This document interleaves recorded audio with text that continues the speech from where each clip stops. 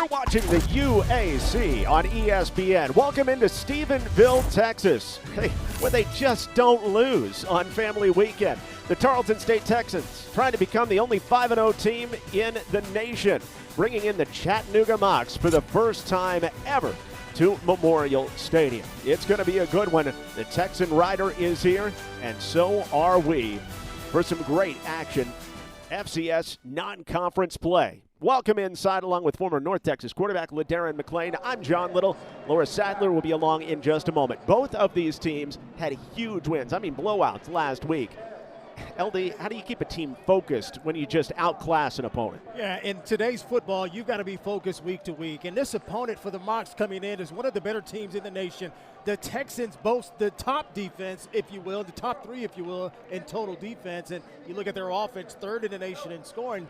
The Mocs still have to feel good the way they run the football, but it is going to be an ultimate challenge here this afternoon. Well, if on the Tarleton State side, everybody eats, including the tight end, Dawson Hearn. Who doesn't love a good tight end? He is the only one in Division I right now with 5 touchdown catches. Well, he's ultimately turned it into the red zone threat, and that's what quarterbacks like, that security blanket. He's had 5 touchdowns in the last 4 games.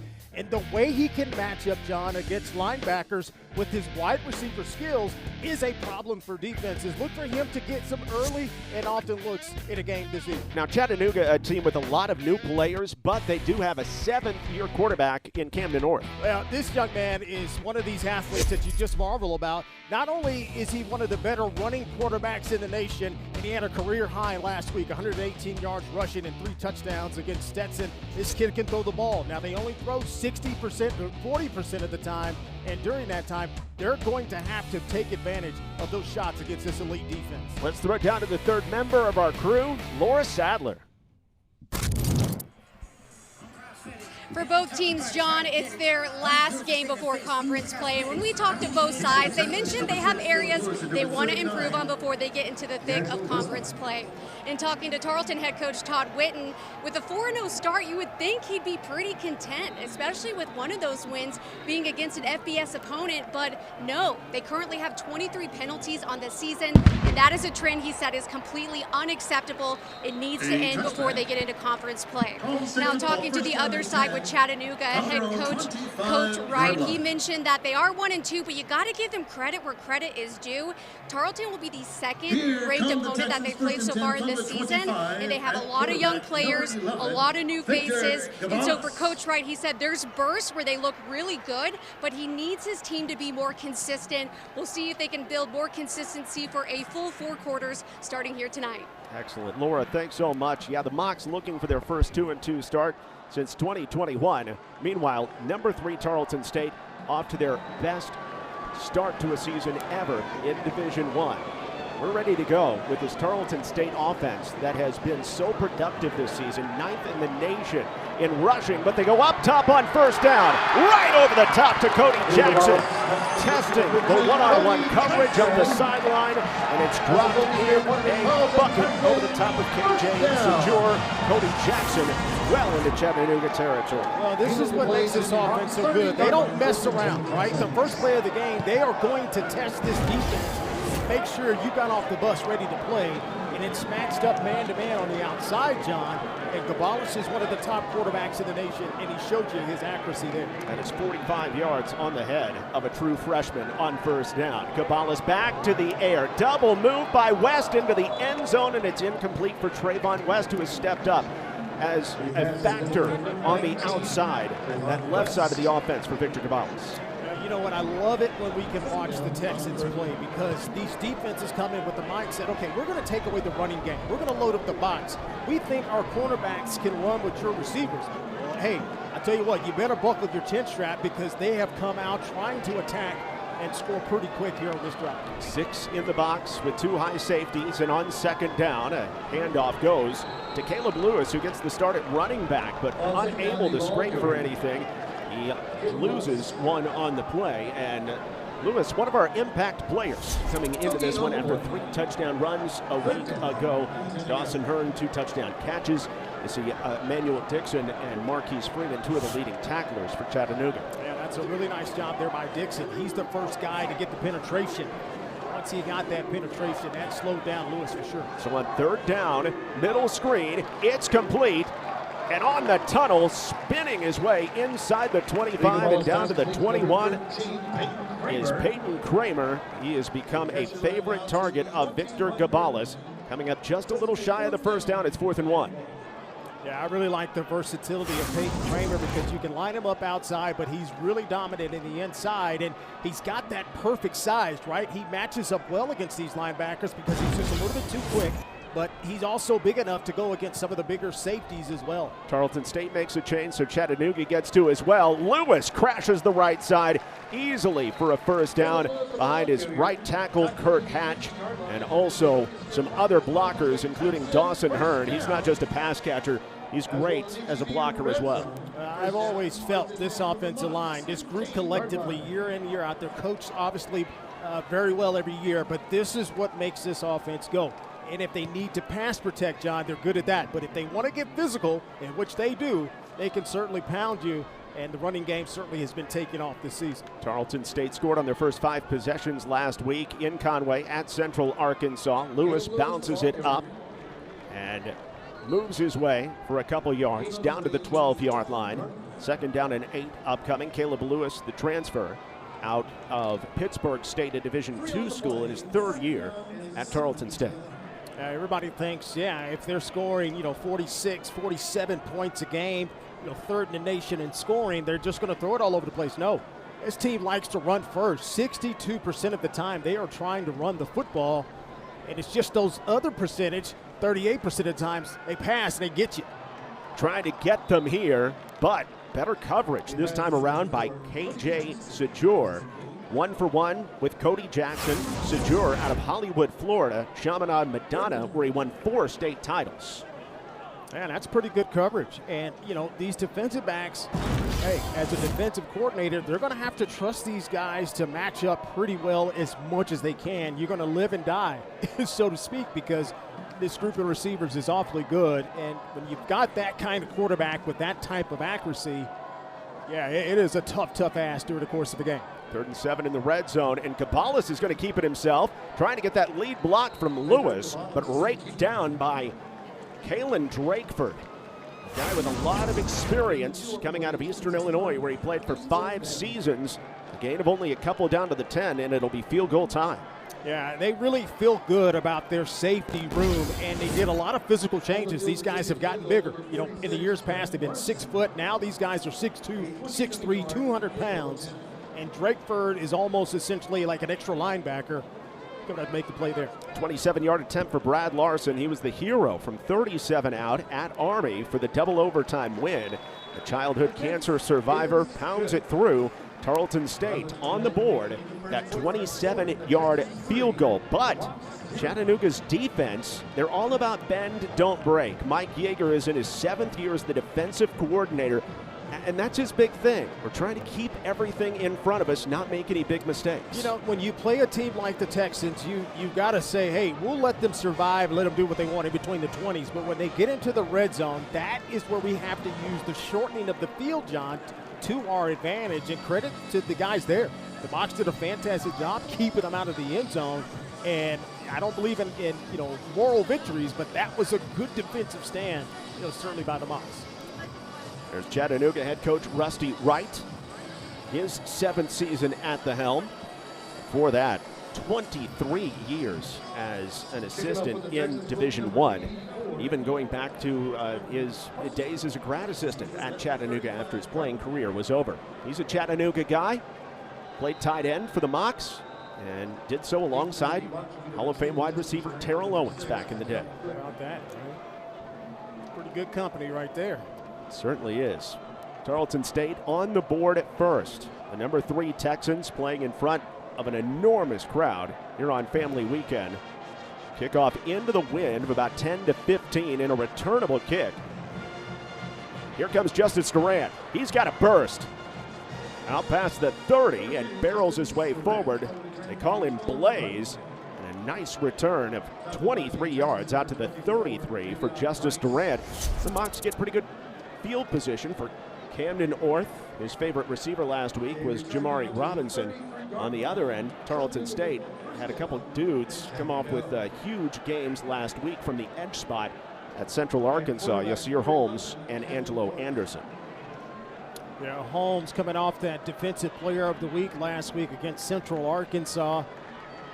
This defense through the years, Tyrone Nix has always been aggressive, and he can be even more aggressive with his group of linebackers, and these guys have certainly bought in. They fit the package of what these guys want to do. Chattanooga loves to keep it on the ground, and on first down with a double back set, they hand off to Ryan Ingram, who tests the middle, picks up about a yard. Ingram's a transfer, a rare interconference transfer from Wofford. They actually don't allow transfers inside the SoCon unless you're a graduate, and that's exactly what Ryan Ingram is. But you can see the numbers there on Camden Orth. He's in his 7th year of college football.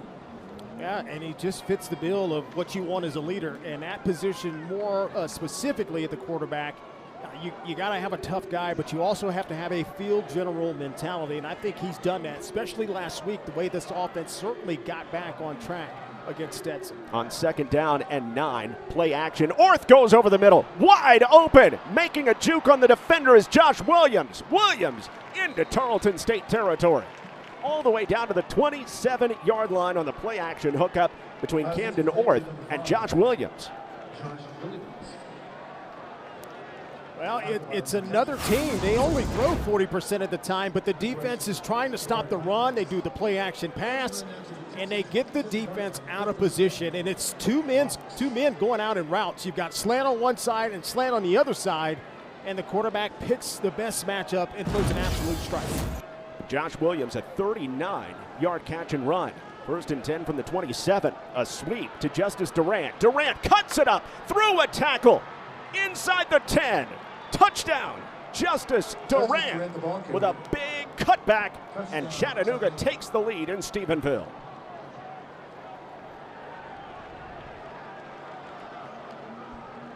Now, this is something this defense has not seen in the first 4 games of the season. We talked about at the beginning of the broadcast, 3rd in the nation in defensive scoring, only allowing 10 points a game. And they're one of the top rush defenses in the UAC, but that time right there, they absolutely get gashed. Justice Durant does the honors with his 2nd touchdown run of the season, and that mock sideline is charged up. A big gain through the air, and then a big run as well. Camden Orth throws that lead block, and JD takes it to the house. Had only given up 1 touchdown to FCS opponents all season. The defense had scored 3 times. Used to being in a situation where a team marches right down the field. That's what Chattanooga did. 3 plays and 67 yards. You know what? I think they found a little something up front with the offensive line last week in their domination. And credit to this offensive line. Terrell Ragland, Ryan Merklinger on that right side, John. They do an excellent job zone blocking, and the patience of Justice Blaze Durant, his ability to be patient and then burst that sudden speed. That was a good combination there to score. 445 on the ground against Stetson last week. The 2nd most in a single game for an FCS team this season. They averaged 8.1 yards a pop on the ground. Looks like those running backs got used to running wild a week ago. And did it again against Tarleton State. Flipping the script, Tarleton State's offense looked just fine on their first drive until the red zone. Yeah, and this has been one of the better teams in the nation in the red zone, too. The way they've been playing this year.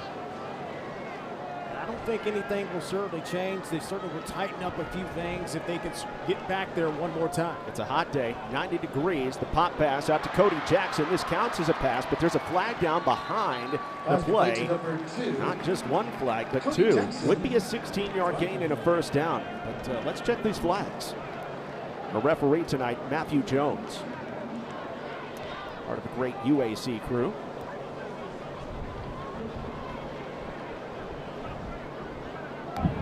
Personal foul. Illegal low block. 0 offense. They get Dre Page, the 3rd, running back. Throwing an illegal block. Now let's take a look at this. And the only way it's illegal if he's trying to go at someone that's engaged with another player up top. That looked pretty clean to me. Because he didn't come from the outside coming back into the box. That's where I would kind of raise my eyebrow a little bit and say, I don't know about that one. Well, one person, not just one person I should say on the crew, but two saw it. There were 2 flags thrown for it. So it's 1st and 22. Long throw, but Victor Cabales has that kind of arm strength. As Trayvon West ducks and darts, picks up the penalty yardage, +1, 2nd down and 9.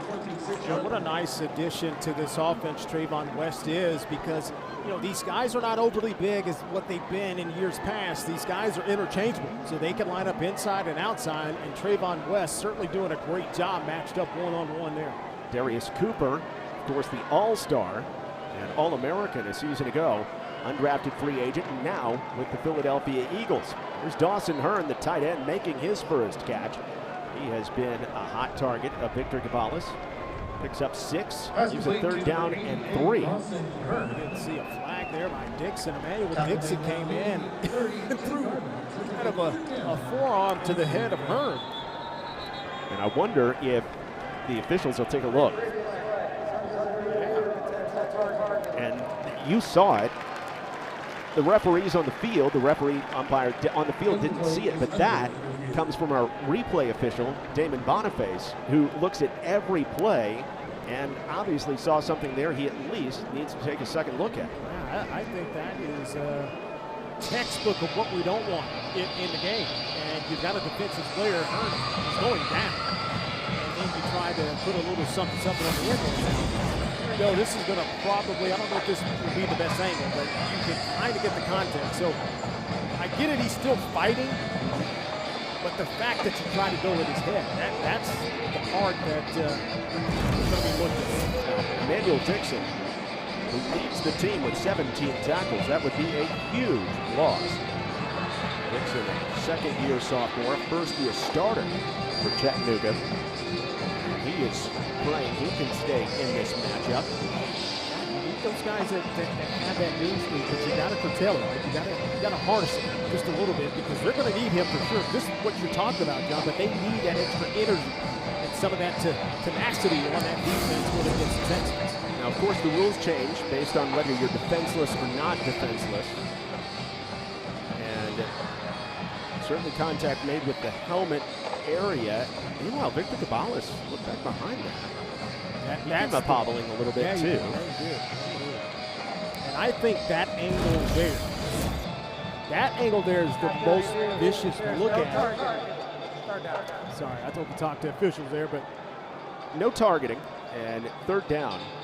And so Hearn as a ball carrier, you know, it can be, if you say he's not defenseless, then the ability to be called for targeting gets ratcheted up. It makes it more difficult to be called for targeting. You've got to hit him basically with the crown of your helmet, and that's not what Dixon did. And so 3rd down 3 from the 32 for Tarleton State. Got way behind the chains early on this drive. Cabales hobbling around, goes deep, has Kramer wide open! Peyton Kramer behind the defense. A house call. Roommate to roommate. And Tarleton State swings in front on a 68-yard catch and run. And this is an outstanding adjustment by Kramer, because the defense is sitting on these slants, but he recognizes it's not there. And then he just breaks it off and goes up top. And John, you can see him at the 40-yard line. He threw up his hand, says, hey, I'm open right there. And the ball is on the money, and credit the offensive line first and foremost to give Cabales enough time to scan the field. Tremendous protection. Tarleton State has the ability to hit you on the ground or through the air. Victor Cabales, 12 touchdowns, no interceptions. John, keep your eyes on this secondary. They're anticipating a short, quick pass right at the sticks. But this just shows you the intelligence of Kramer. He recognizes that, breaks his route off, and continues on. And he is all the way downfield. And what about the recognition by Gonzalez and the time by the offensive line? Well, that makes this offense explosive. Victor Gonzalez can air it out. A huge arm, 21-6 as a starter at Tarleton State. And he swings the Texans right back in front. The 68-yard hookup between he and Peyton Kramer. It's Kramer's longest catch of his career. LaDarren McClain, Laura Sadler, and our whole ESPN crew. I'm John Little, Stephenville, Texas, just about 45 minutes southwest of Fort Worth. Kick into the wind, a tough one to handle. It's a loose ball, and Tarleton State says they have it. Let's check. Jabari Hawkins is in the area, along with several mocks trying to pounce. Tarleton State football. Covered by the Texans. And it's Omar Evans in the special teams kick. Well, you got to make a business decision. If you're going to catch that ball, you got to make sure you get it most of anything. But he didn't anticipate the wind holding the ball up as much as it did. And then there's the coverage, Don. The coverage is right on point. And, you know, sometimes the special teams can tilt things the other way. And this is the Texans' favor here as they set their offense up in a short field. Tarleton State has now forced 15 turnovers this season. No other team in the NCAA has more than 10 turnovers forced. That's incredible. It's incredible. It's a mentality first and foremost, and it takes a little bit of luck as well, and I think they benefited from a bad play there. But, hey, let's not kid ourselves. This team is coached to take the ball away and be opportunistic for sure. Justice Durant, the muffed kick on that pop-up by Corbin Poston. Now with Kramer in motion, Gonzalez back to pass again. Zings it over the middle. That's a running back making that catch out of the backfield. What a dot to Caleb Lewis, who looked like a slot receiver making that catch. This is an absolute threading the needle in between a safety and a trailing linebacker underneath. I thought he was going to probably swing it back out to Peyton Kramer after the motion coming across, but just shows you how he trusts his arm and gets that pass in a tight window. That is a 22-yard dart, and it's first and goal from the 7. Tarleton State had to settle for 3 last time they were in the red zone. Caleb Lewis tries to bounce it, and he is eliminated. Emmanuel Dixon has been all over the place.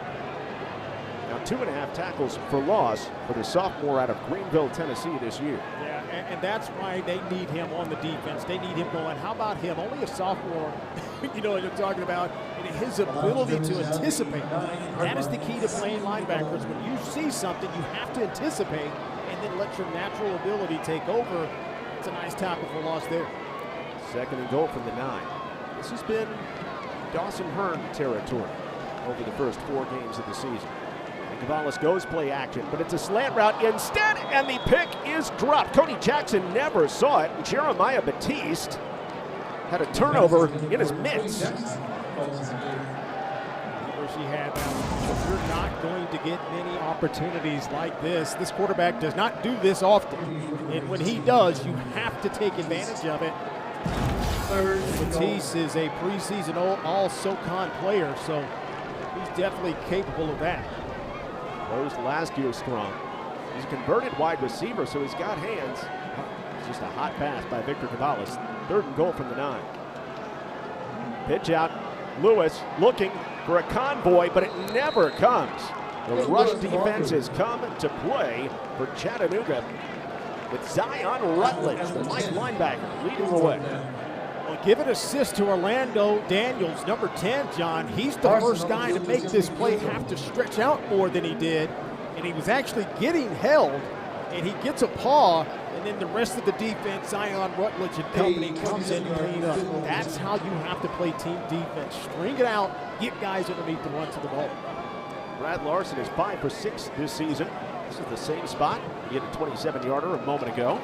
But this one into the wind is off the right upright and no good. And the Chattanooga defense survives. Tarleton State had a short porch and first and goal at the 7. And the Mocs turn. It's a hot day in Texas.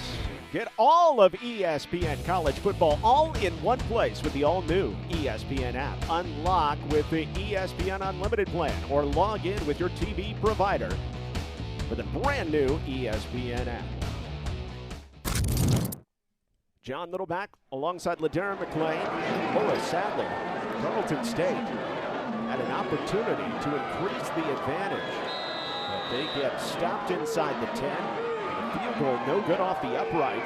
Camden Orth in the Chattanooga Mocs offense. First time around, a nice drive for a touchdown. And this is something that Orth can do. He turns and goes. Camden Orth off to the races. Inside the 30.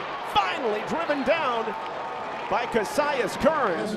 But not before he picks up a bunch. All the way down to the 22. I thought they may have some opportunities in the read option game. This is perfectly read by Orth, and it fools the entire defense. Here it is, ground level. He's just reading the in man on the line of scrimmage, and it's an easy pull by the quarterback, and then you see his athletic ability take over. That's the one thing in this offense that can really hurt aggressive defensive ends. You've got to be careful here the rest of this game. Turn Blake Smith around on a 360. And gallops for 58. He had a 55-yarder last week. Speed option and the pitch out. It's blocked up for Ingram. Ryan Ingram dives. Touchdown. 22 yards. Chattanooga back in front on a two-play, 80-yard drive, all on the legs of Camden Orth and Ryan Ingram.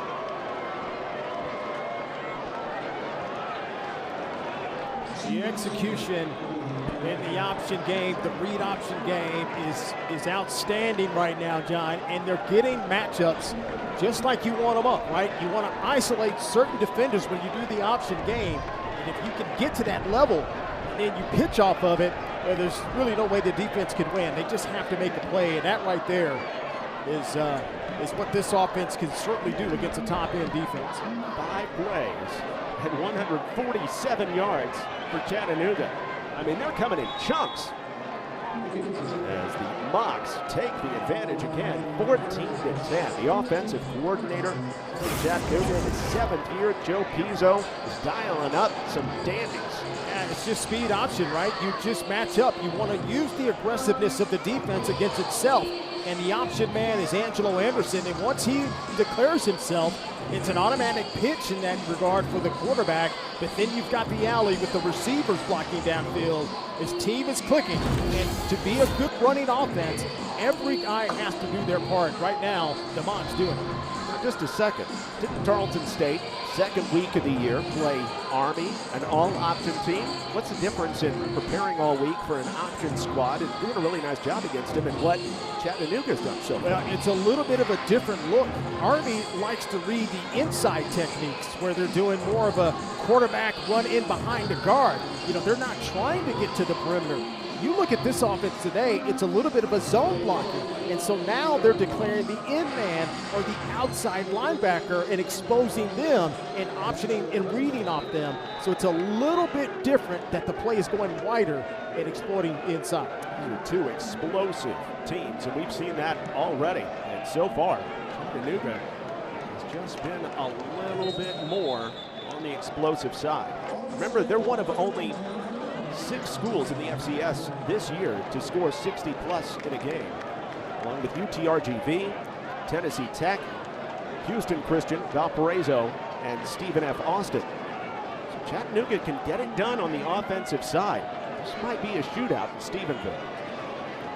Yeah, and credit the Mocs offensive line. And Wallace is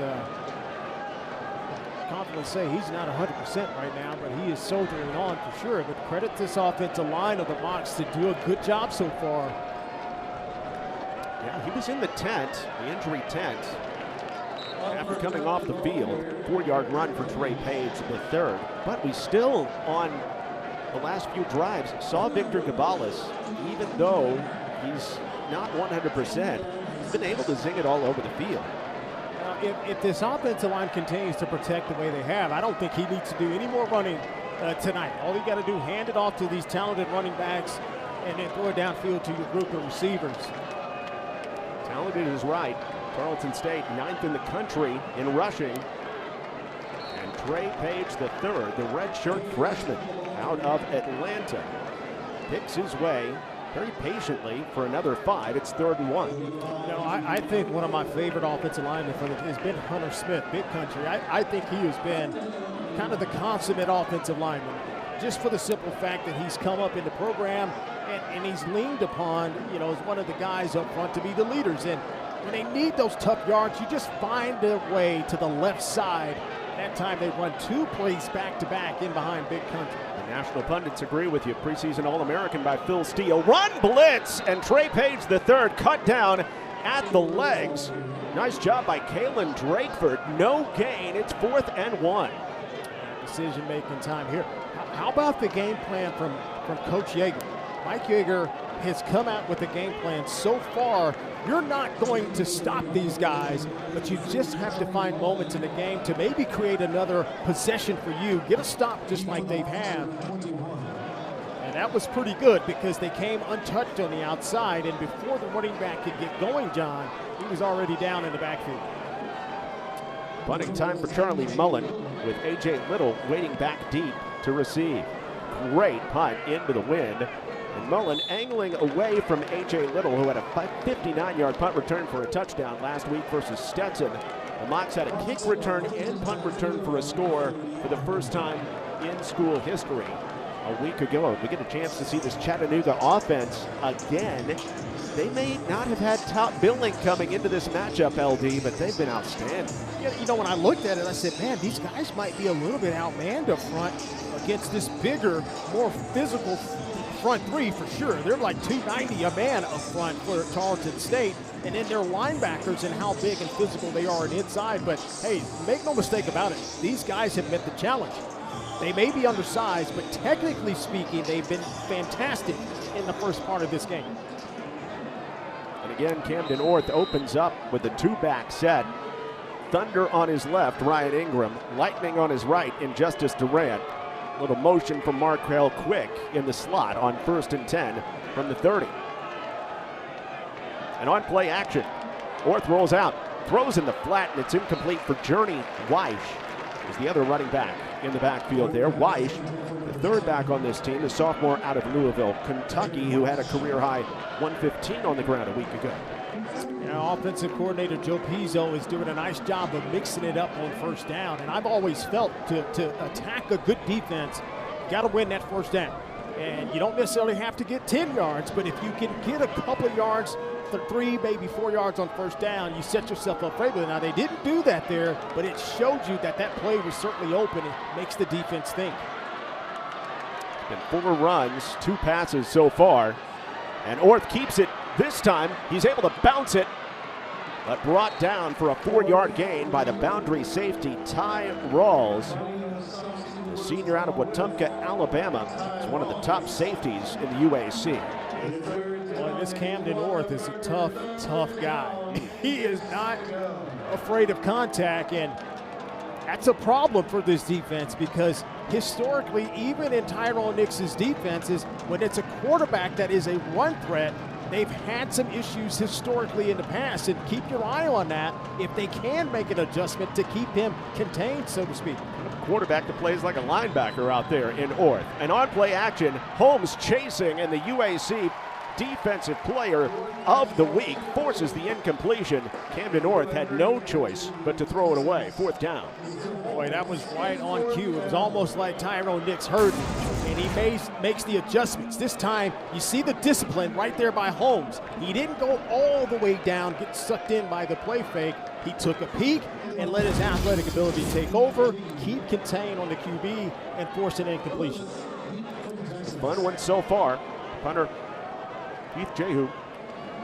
A lot of rush on it, but Jehu gets away. An incredible punt that will go into the end zone, 66 yards on the punt. And Tarleton State will start at their own 20-yard line as this game starts to settle in. There have been some incredible moments in this one. Let's see who's under that 95. Who is it? What? It's the it's Keelan Johnson out there. I was wondering who that was. Now we have our answer. Sometimes you got to have that special teams jersey if you got the double numbers, right? I'm just impressed that they can switch the jerseys off and on so quick in between the play. Those things are like skin tight. It used to take me all day just to get the jersey on. I know. Remember Darius Cooper used to do that back in the day. Yeah. Used to slap on like a 62 or something. 1st and 10 from the 20. Quick throw and unable to wiggle away. Cody Jackson. Jackson hadn't had a catch in the last 2 weeks. He got hurt early in the ball game against Mississippi Valley State, and then last week it just did not go his way as they double covered. But Jackson is an incredible threat for Victor Cabales. Yeah, they need him right. And if you have him right, you pair him with Kramer. You know, Trayvon West certainly coming on. That's a pretty solid group of receivers that puts a lot of pressure on defenses. And on 2nd down, slant route. What a grab. Reaching out, Bryce Parker to pull it into his body for a 1st down to the 41-yard line. A gain of 15. I mean, only 3 catches coming into tonight's game, and how about this for your 4th of the year? That's a grab, and you know you might take a pop, so you got to sell all the way out. It's a big-time catch there. He was counted on at Utah Tech a season ago. Their leading receiver is used to being targeted, part of a deeper receiver room here in Stephenville. Long play action on 1st down. Deep ball to the middle in double coverage and incomplete. Jackson never saw it. He was blanketed by KJ Sejur and Kalen Drakeford. 2nd down. Yeah, that's a little bit better job by the secondary job, John, that they're just recognizing, okay, play fake, and these guys are going on the go route. I got to turn and run now. I can't look or hesitate. I know I've got safety help in the middle, so I've just got to stay on the hip of the receiver. And you saw Sejur there with nice coverage over the top with Drakeford. Chattanooga shut down the run so far. 1.9 yards a carry for Tarleton State. But Cabales, 184 through the air and a score. On 2nd down. Hit as he throws, and it's incomplete. A late incompletion call, but it comes just the same. Looked like Jamar Jones may have gotten through. Made contact with Victor Cabales as he let it go. Yeah, give some credit to Kai Teo, too. Big number 55, John. Big number 55. He doesn't play a ton of snaps, but he's platooned in, and when he gets in, he's active. And right now, you got to give credit to this defensive front for keeping bodies there. As you look at, yeah, there's Cabales. He's got that the big boot, big wrap on that left foot. Here's 3rd and 10 for Cabales, trying to climb the pocket on the bad wheel. Flag comes down. Trey Page is down, short of the 1st down on the other end of that. 6-yard gain, but check the flag. Holding, 73. Offense, 10-yard penalty. 3rd down. Goes to Aiden Moe, the transfer from Northern Colorado. Correction, Chattanooga has declined the penalty. 4th down. Interesting. So they are pretty sure that Tarleton State is going to decide to punt this way away on 4th and 4 from the 47. What do you think, LD? Well, I think you can do that against some other teams for sure, but this offense is not one of them you want to mess around with, but it does look like it is going to be a punting situation. So they roll the dice, and it looks like it is going to go in their favor here. Cabales is doing everything he can to stay in the game, but if Victor Cabales is not 100%, Chattanooga has used their first timeout. 30 seconds. If Victor Cabales is not 100%, how does that level this game between the number 3 team in the nation and 1 and 2 Chattanooga? I think it levels it quite a bit, because now he can extend plays and give time for these receivers to get open downfield. And it maybe have to be an adjustment by the offensive staff by the Texans and say, okay, we've got to shorten our routes. The offensive line is blocking well to a certain point, but we may have to think of letting him get rid of the ball a little bit earlier and commit more to the run, and that's where the adjustment may have to take place. Tarleton State's first drive, 27-yard field goal by Brad Larson. Chattanooga got right down the field for a touchdown run by their quick running back, Justice Durant. Tarleton State struck back on a 68-yard touchdown pass to Peyton Kramer. Number 4, and then after a fumble by Chattanooga, Tarleton State missed on the field goal. And Chattanooga took the lead on a 2-play drive. Ryan Ingram converted a 22-yard run. Punt is away, again into the wind. It hangs up, well short of even the Gunners. And takes a roll in their direction, down to the 23-yard line, and that's where it comes to a halt. A 30-yard punt, no return. And Chattanooga is able to get the ball back with a 14-10 lead. The number 3 team in FCS in the nation, Tarleton State. And they got a golden opportunity to extend this lead, possibly get it to a 2-score game. And right now, this is where the Texans defense has got to start flexing their muscles, right? They've done everything through the first 4 games of this season to be an elite defense, right? I don't care what level of football you play, you hold your opponents to 10 points a game. That is phenomenal. And so they got to get back to what makes them tick and stop reacting to what the Mocs are doing and be more of the aggressors. Chattanooga already with more offensive success than any FCS team has had against Tarleton State this season. Says a lot. Handoff to the bruiser, Ryan Ingram. Ran for more than 2,000 yards in his 5 seasons at Wofford. Crashes for a couple on first down. And you know, you asked me a little while ago, what's the difference between Army and, you know, you look at Chattanooga here, and the difference is these guys are blocking, in a sense, in zone concepts in their reading. Right now, it's been a little bit of adjustment with the quarterback missing the ball around. Well, Chattanooga making only their 2nd trip to Texas since 1966. And the Mocs playing their first game outside of Tennessee this season. And they look just fine outside of the Volunteer State. What a start for Chattanooga in Stephenville, leading 14-10 at the end of 1.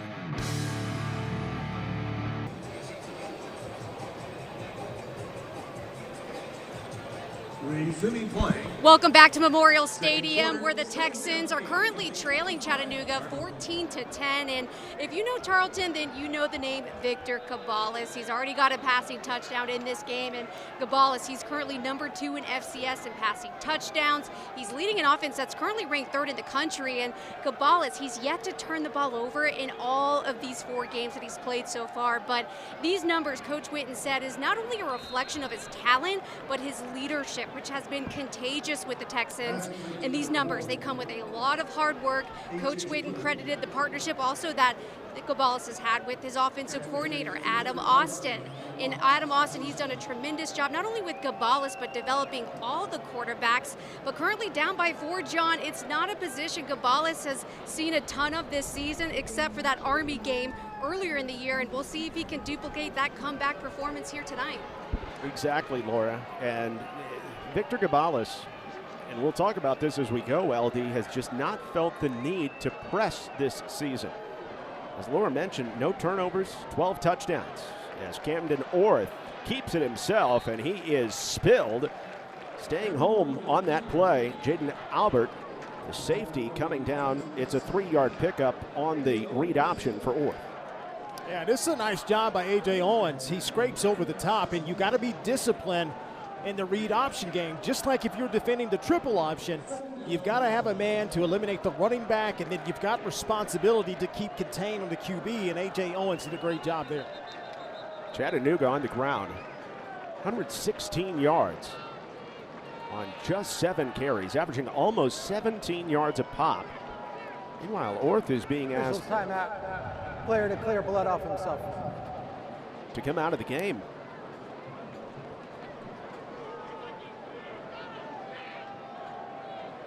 Boy, it looks like they are trying to either pop something back into place, tape something up. You never want to see that on a quarterback when they're doing repairs to the hand. It's just the non-throwing hand, it's just the one thing, and there's probably just taping up, probably have a scratch on it. I think we got a bleeder. Keep that contained. And so Chattanooga would have had to call a timeout to keep Orth out there. And so instead, it is going to be a backup for the first time this season at the quarterback spot. And a handoff goes to Ryan Ingram, and Ingram picks up a couple. 38-yard line. And stay quick in and out for Battle Alberson, the freshman, who gets the second team snaps here instead of Luke Schomburg, who we were told was the backup. Ryan Ingram picks up a couple. Now it's third down. This is actually the first, or only the second third down that Chattanooga has faced. Third down 5. And they were 45% coming into this week's game. And here's really the first test, like you mentioned, John. Look for the quarterback here keeping it. Orth may want to. There's an obvious hold on Holmes. Orth chased and run out of bounds. This is probably a penalty you decline, as Yasir Holmes was held by the left tackle, Aiden Donald. Holding. 67 offense. Penalties decline. Fourth down. They give it to Tyrell Ragland. It may have been, pick your choose. Right. It's fourth down. There's a lot going on that left side there. But that's what the Texans needed, right? They needed to step up. You could not afford to go down. I don't think 2 scores. Give your offense a chance. Now it's their turn, the Mocs, to go into this win. See about this punt. Oh, really goodness. nice one. That's As nice. Lewis brings it in. Did not call a fair catch. Lewis bounces outside 35. Caleb Lewis. Little block to the 44. Lewis with a 20-yard return of the punt. And Tarleton State, Stephenville, these are the 2 4-0 squads in Division I coming into the day. Iowa State actually idle today. Tarleton State trying to become the first 5-0 team in all of Division I if they can pick up a win this week. Yeah, that's a lofty accomplishment considering some of the great teams, going on, certainly at the FBS level. This offense is good, and they just have to get back on track, and we may see a new quarterback here. Certainly do. Daniel Greek is on, and Victor Cabalas hurt himself maybe on the first drive of the game. Certainly we noticed it on the second, and he had been playing through an injury through the entire first quarter. He had passed, I should say, for 190. He was having a marvelous game, but Daniel Greek is the new quarterback. Greek out of Argyle, which is just a little north of Fort Worth. Transfer from Mississippi State in his 3rd year in the quarterback room at Tarleton State. He's been the backup to Victor Cabalas ever since. Well, he's highly capable. He's got all the physical tools. He just needs the reps, and it's tough to play against a Walter Payton Award person on the list there. So, no doubt about it. As Trey Page takes it for another 4. It's a 3rd down and 1. Daniel Greek did make a start last season at Houston Christian. Threw for 176 and 3 touchdowns in that road victory for Tarleton State. You see the numbers on the year. He has not been called upon to put in the air much, and may not here on 3rd and 1. Another give to Page, nothing to the right, but he's got a burst, and he's got to score. Trey Page flashes for 48, and Tarleton State retakes the lead.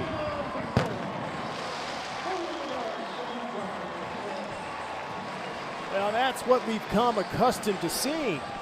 This offensive line taking control, and I think that's the one thing you have to do if you've got your number 2 quarterback in the game. These running backs are some of the best running backs in the country, certainly in the UAC. You got to let these guys get going, get them lathered up, and right there, he certainly busted a big one. Trey Page, a home run hitter, a sprinter out of Atlanta. Goes for 48 yards untouched. Number 3, Tarleton State retakes the advantage here in Stephenville, 17-14.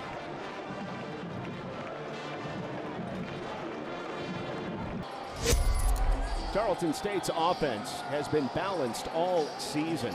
Look at that, 47 points per game coming into the night. Number 3 in the FCS. They can get it done through the air and by land.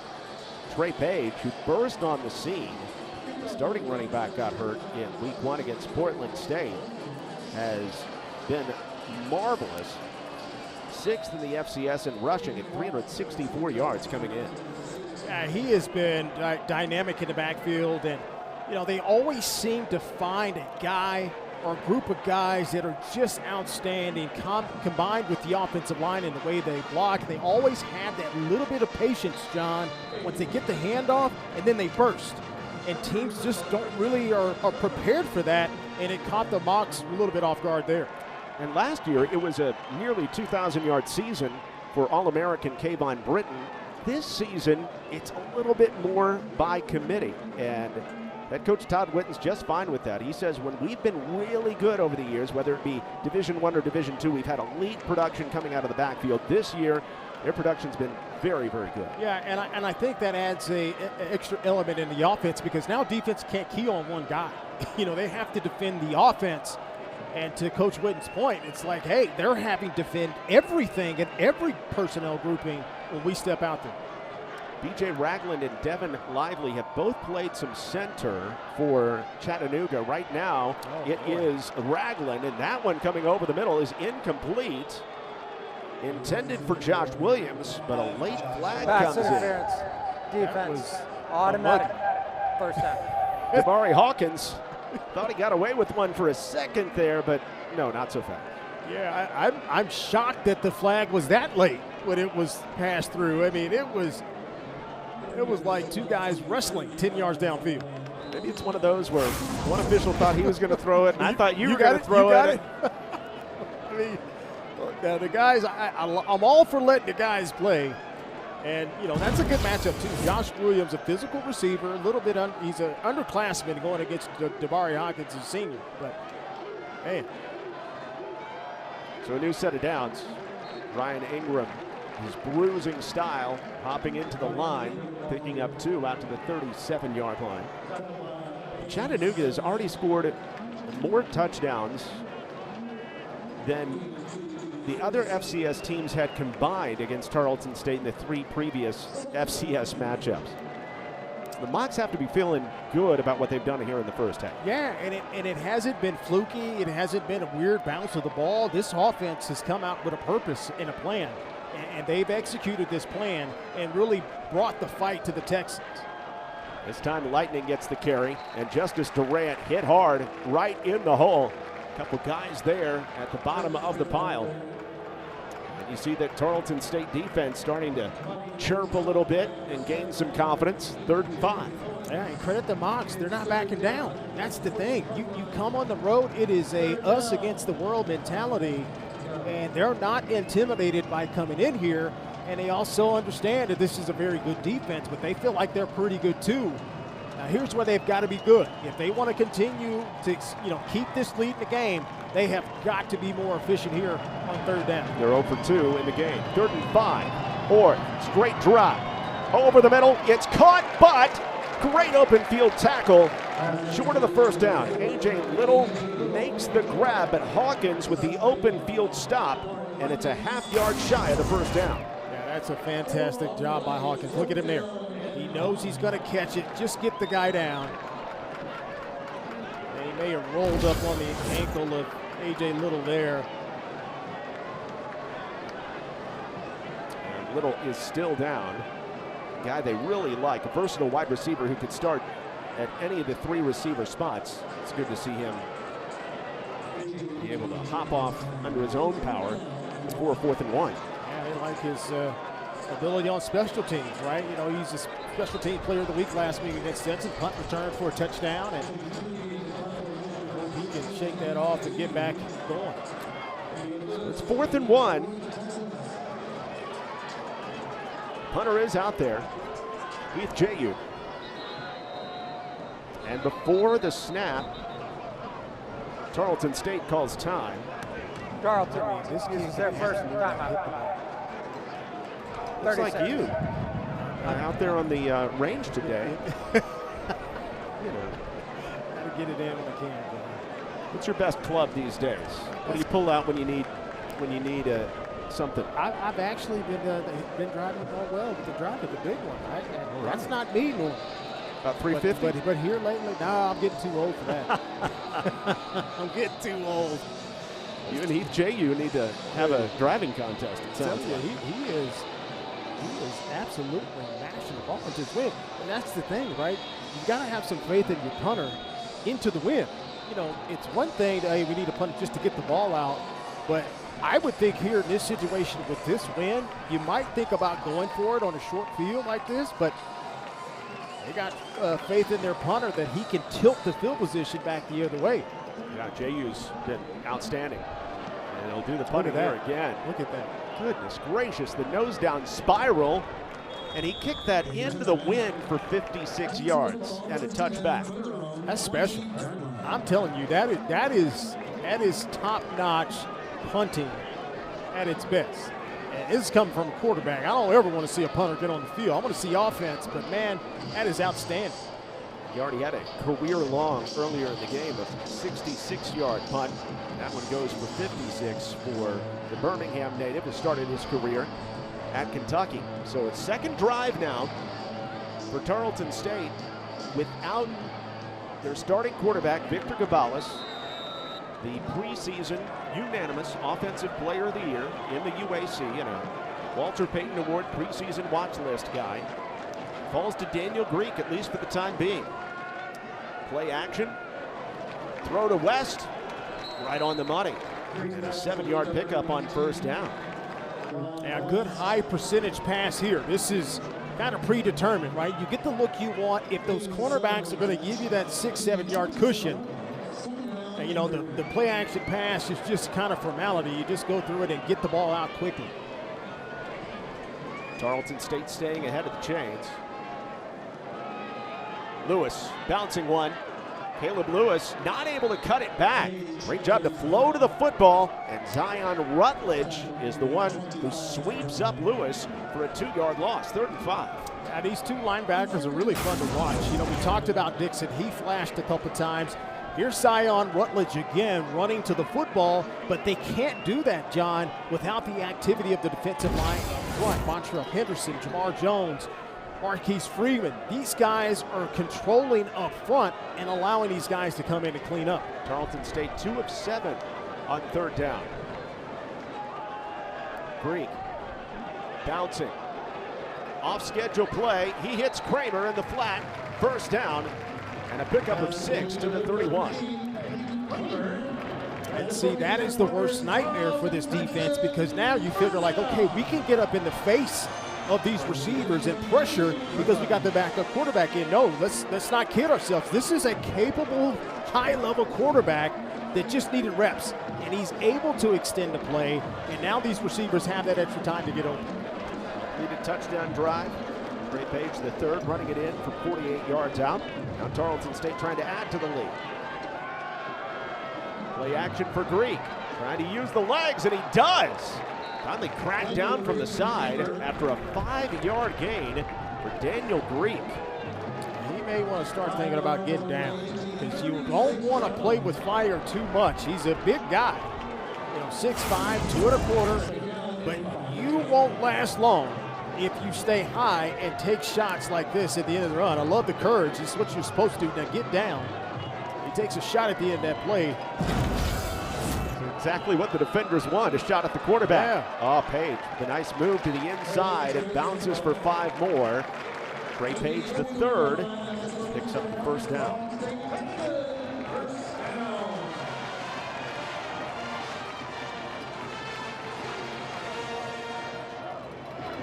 Sideline reporter Laura Sadler tells us that Victor Gabales, the starting quarterback for Tarleton State, is now in a boot for that left foot, and it is not good news for Tarleton State. Maybe Daniel Greek's game the rest of the way, and this one is nearly intercepted. Tried to go middle for Trayvon West, and KJ Sejura, the freshman from Florida, jumps the route and nearly comes up with a pick. Yeah, and here's a little bit of the rush right here for Greek, because he just doesn't get the reps. Now, when he sees that corner sink like that, he's got to come off of it, because the receiver in behind who's running the go route is wide open about the 40-yard line. But that just is not being in the game and getting those reps, getting those nuances of what a defense can do to you.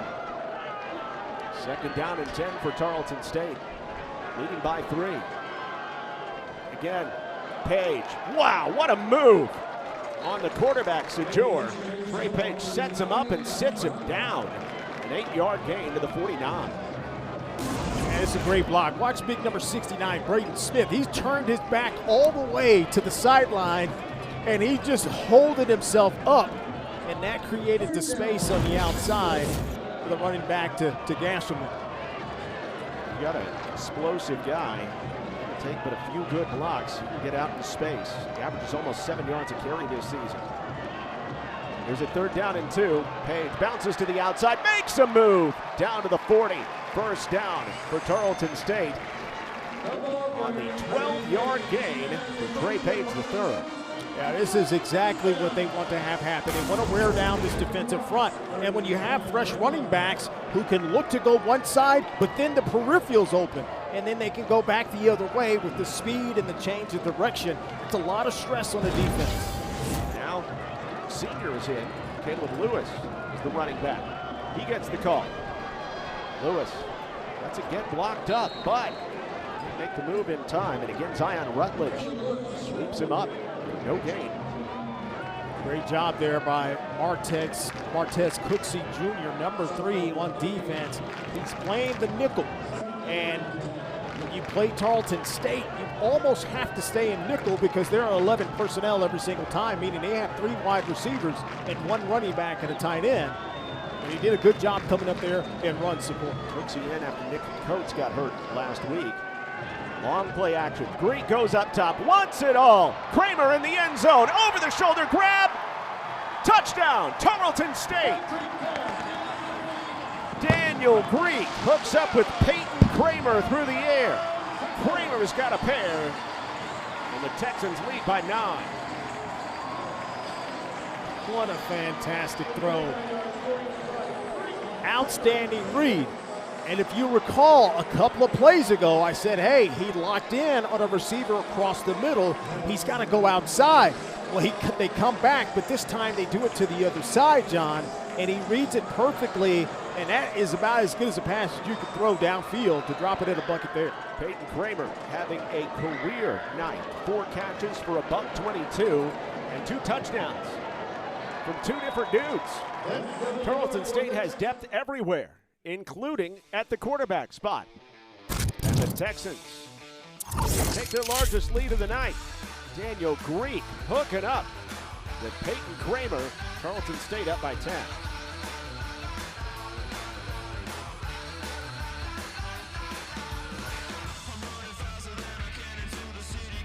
Arguably one of the better receivers in the UAC, and I'm going to take my chances and give him a ball that he can play. That's outstanding quarterback play, recognizing what the defense is doing and then exploiting it with the perfect pass.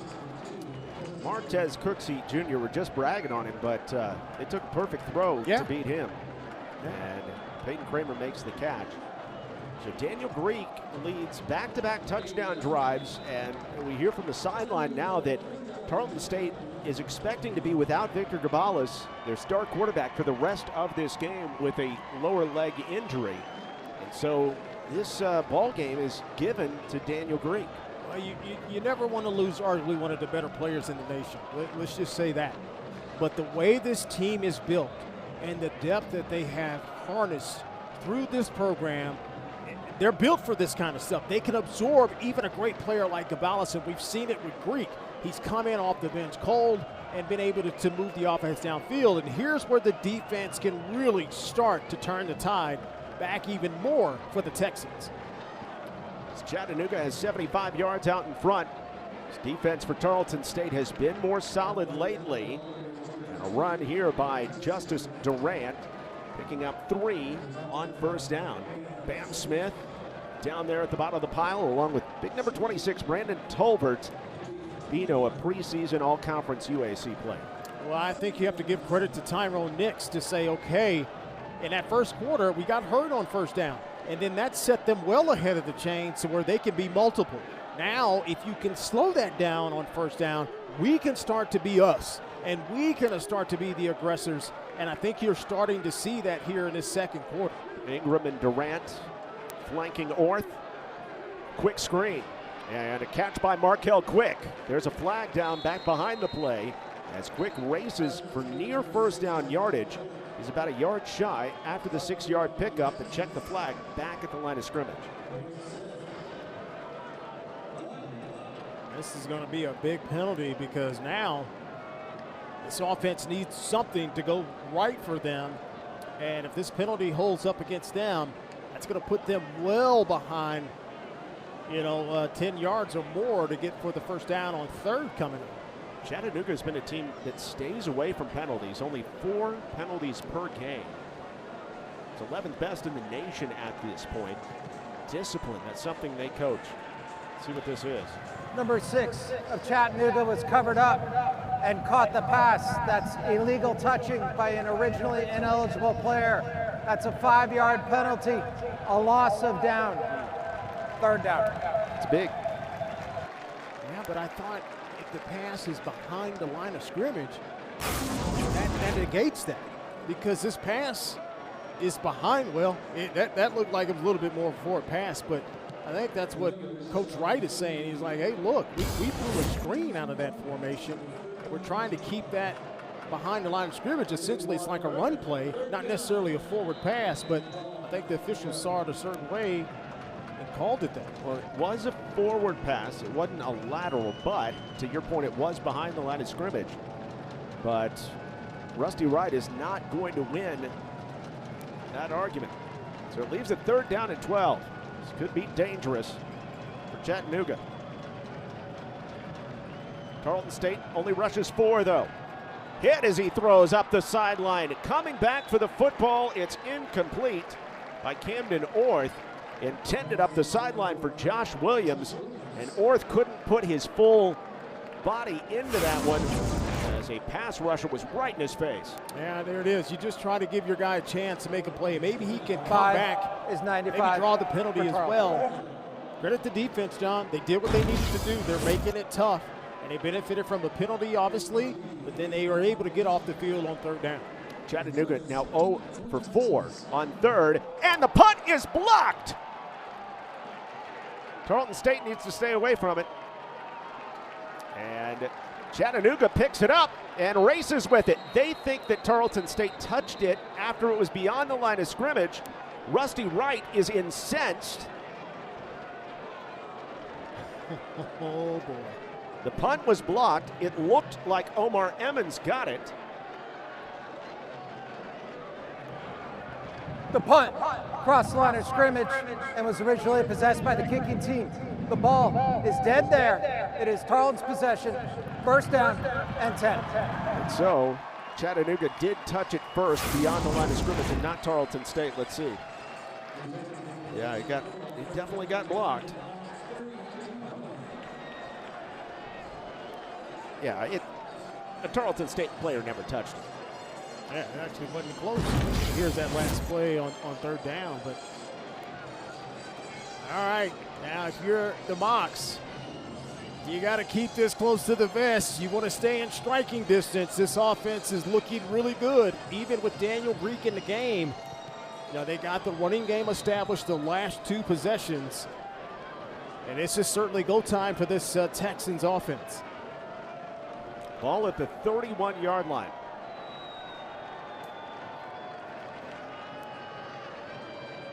And Greek on play action, slant route, in and out of the hands of Jackson. The pass a little bit high on the slant, not able to pull it down. 2nd down and 10. Yeah, that's a tough throw because you don't want to throw that thing too low because you feel like there's a defender underneath, but you got to get it high enough to where your guy can hopefully make a play. That's a tough one. Cody Jackson's been targeted 6 times, a couple catches and 51 yards. So an empty 1st down with 3:14 left in the half. Chattanooga creeping up and blitzing. And Greek gives it late, and Lewis is punished for it. Caleb Lewis coming off of a big game last week in Conway with 3 rushing touchdowns. He's attempted 8 rushes for only 4 yards in this game. Hey, credit the Mocs. They showed a simulated blitz. And sometimes to be a good run defense team, you've got to guess right and get lucky from time to time. They guessed right, and they were able to stop the running back before he got going. Here it is. This is a big down and distance for this defense. See if this Texas offense can stay on the field. Tarleton State has picked up their last 3 third downs. It's 3rd and 12. Greek has plenty of time. Hit as he throws up the sideline, and incomplete, intended for Kramer. Greek's hand hit on his follow-through. It's 4th down and 12, and Tarleton State is in that in-between land. Yeah, too far to kick a field goal, too close to punt. But they are going to go ahead and bring on the longer distance kicker in Corbin Poston. He was hurt early in the year, but Poston, who is 0 for 2 on the season, will try a 50-yarder. His career long is 42, accomplished last year. A Stephenville kid with the wind behind him. Snap, hold, kick is on the way, and it is drilled. Oh, man. Corbin Poston said, "It's too long for a field goal." What? Corbin Poston, a career-long 50-yarder to put Tarleton State up 27-14. He is fired up. Dare I say that kick would have made it from 60 easily. that kick was moving when he hit it, and it got about at the 10-yard line, crossing, getting close to the end zone. That thing was climbing, and it had velocity, and it went probably about 20 rows in the back of the stands there. What a kick.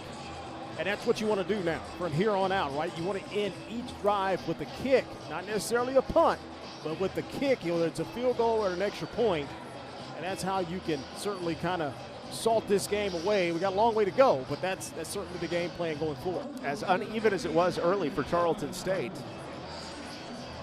now they've scored 17 straight, up on Chattanooga by 13, and Tarleton State has outgained Chattanooga by a 2-1 margin tonight, 342 yards to 172. Mocs have very dangerous return men back. Poston won't let them factor into it, kicking it away from Markel Quick and A.J. Little.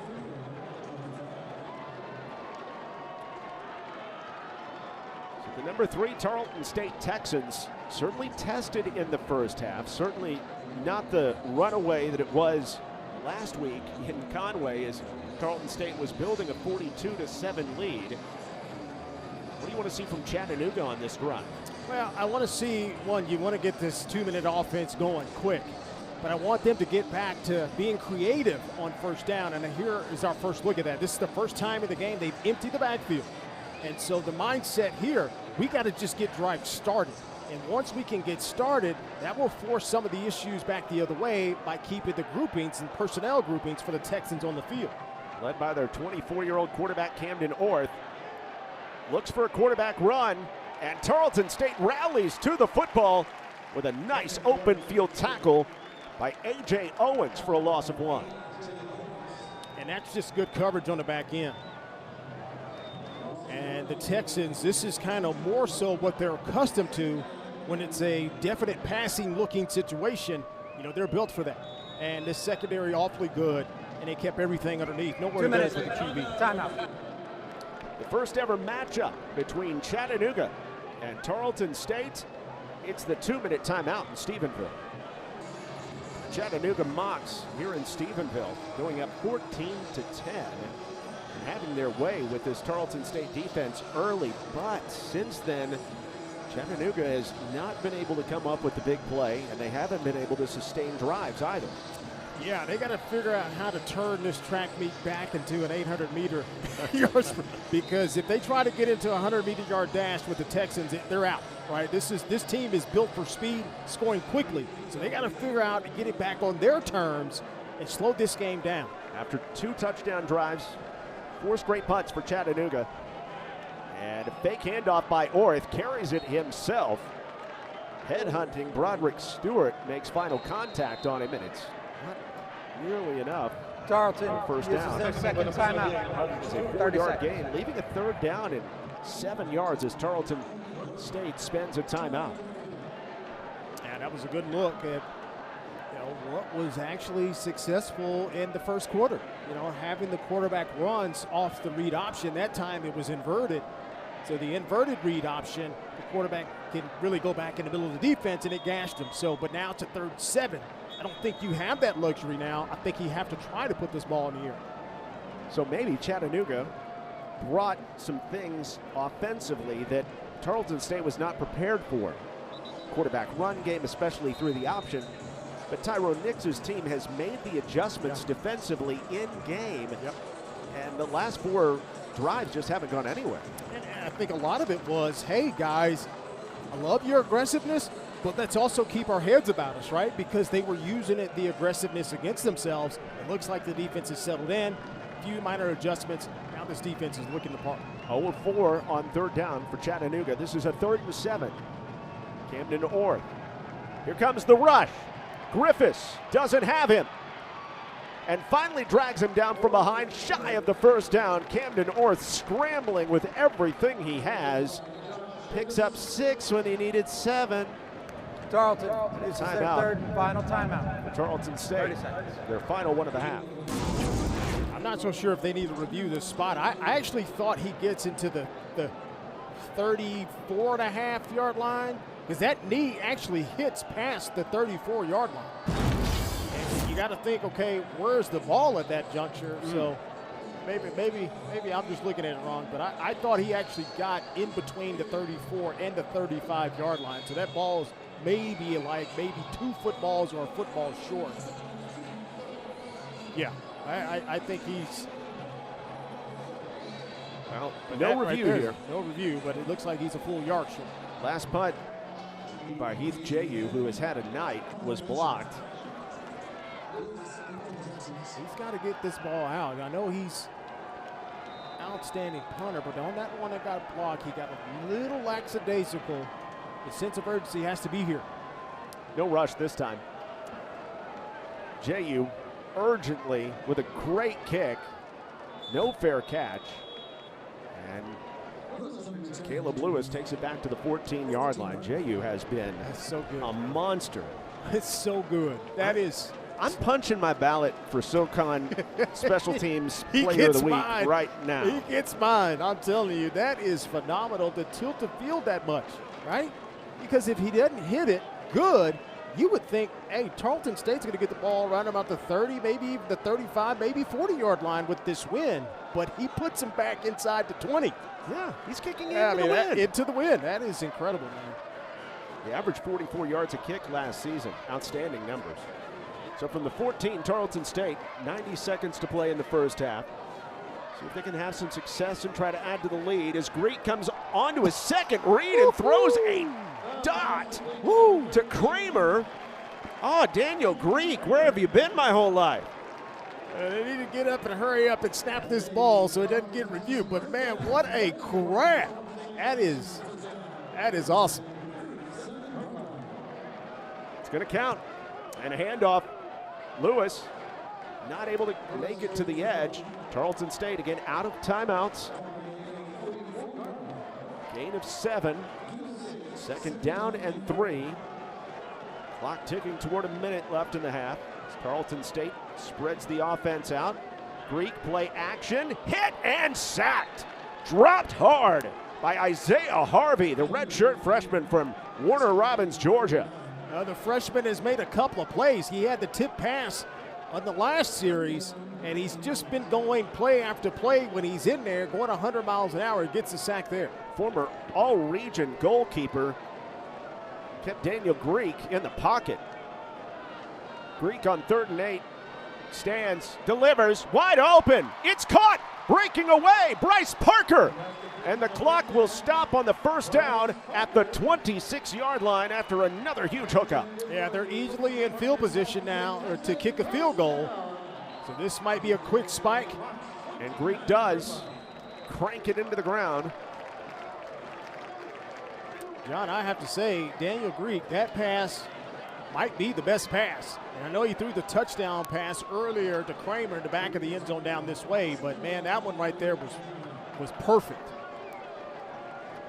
Daniel Greek, the game has been turned over to him as Victor Gabalis, the UAC preseason Offensive Player of the Year, left this game with a lower body injury. No, I don't think touchdown should not be out of the question here. I think you have some shots here he can take a shot in the end zone. See if he does. Greek takes in the low snap, looks left, finds Kramer right on the sideline and lays it right on his waist for a pickup of 7 and a first down. Clock stops with 18 seconds left in the first half. It's 3rd and a long 2. Yeah, I thought he might come off of that and try to hit Marquise Willis, number 7. He was streaking down in this back corner of the end zone.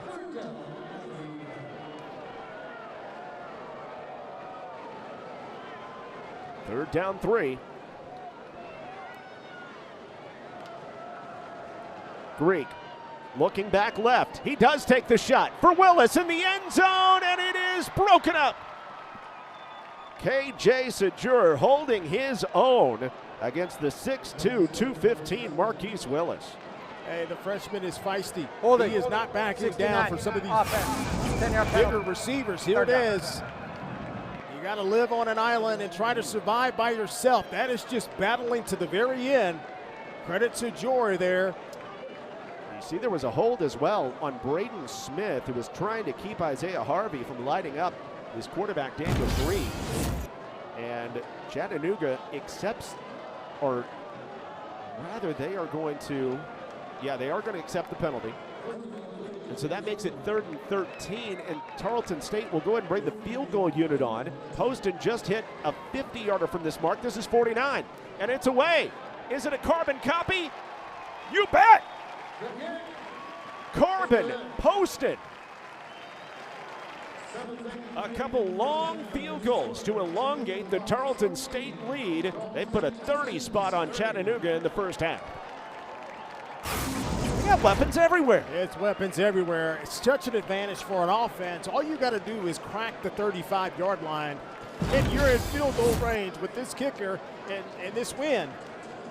And yeah, I agree with you. Not only they've got all kind of skills players, but if you've got a kicker, you've got your special teams unit that can chip in.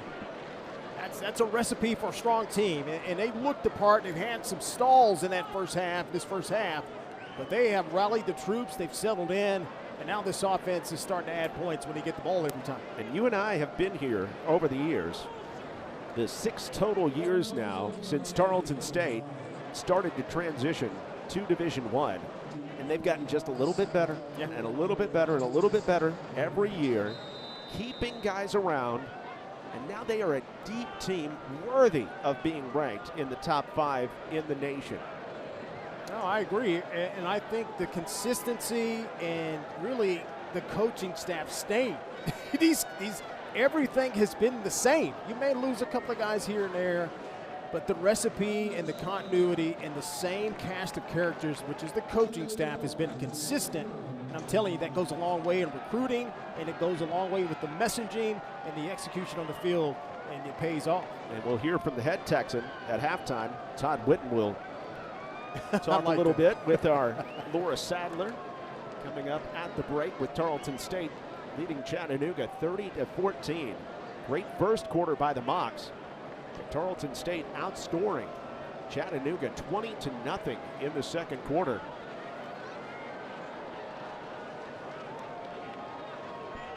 Mocs have a couple timeouts left, but only 7 ticks to work with. North does hand it off. Not much there for Ryan Ingram.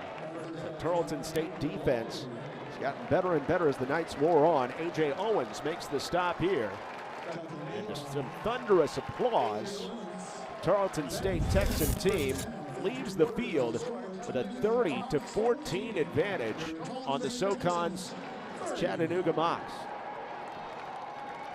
It's a big-time response by Tarleton State when a lot of things went against them. It was not a perfectly constructed first half for Tarleton State. Yeah, you know what? You got to give credit to the Mocs. They raised the intensity, and they came and brought it, for sure. Let's go down to Laura Sadler, and she's got Todd Whitten. Coach Whitten, we saw Victor Cabales go down, but Daniel Greek, he came in, extended your lead. Talk about the confidence you have in him to carry this game through. Yeah, Daniel's a good player. He's a senior. We've got a lot of confidence in him. I think he's doing really well. Chattanooga, they came in. They haven't made it easy for you guys. What changes, if any? What needs to be better here in the second half to keep this lead going? Yeah, well, we've had a short field. We've gotten some turnovers, and we're kicking field goals. We're not able to get the ball into the end zone. So we've got to play better in the red zone on offense. Gave up a few big plays on defense. Thank you for your time. Good luck in the second half. Back to the booth, John. Since Todd Whitten came back to take over the helm again at Tarleton State, they have not lost on Family Weekend. 9-0 and buzzing their way toward a 10-0 Family Weekend mark. They're dancing in Stephenville with a 16-point lead at the break.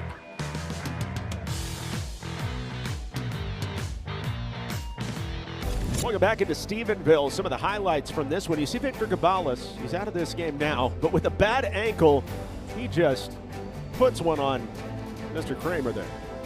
Yeah, he was lethal downfield. He's always been that way, but here's what makes this team go. When they can get the running game going, John, they're pretty tough to see there. Page the third taking it home there. Another touchdown toss, this time to Kramer, and Greek was on the other end of that one. Those are the 3 touchdowns from Tarleton State in the first half. Meanwhile, Chattanooga had a couple really nice drives early in the first half of this one, but shut down in the second quarter as Tarleton State outscored the Mocs 20-0 in the second quarter. Chattanooga will have the ball first in the second half. It's Corbin Poston, who had a career-long 50-yard field goal, followed that up with a 49-yard field goal right at the end of the half. You know, I'm going to be interested to see how the adjustments made for the Mocs offense. I think they really hit something. We talked about it in the intermission. At halftime, hey, the first 2 drives, they look really good. Can they get back to that? That's the key. You know, and it's going to probably take a lot of Orth being a run threat in this offense and then throwing off the play action. And you might wonder, you know, what was going well and then what wasn't. I mean, I think Tarleton State just stepped up. There was only 1 turnover for Chattanooga in the first half. It came on special teams, and they only had 1 penalty for 5 yards in the first half. It's not as if they were really shooting themselves in the foot. Tarleton State just became a little bit more wise to what Chattanooga was doing. Yeah, and it starts on this down. And, you know, credit to Tarleton State. They've been able to adjust and take away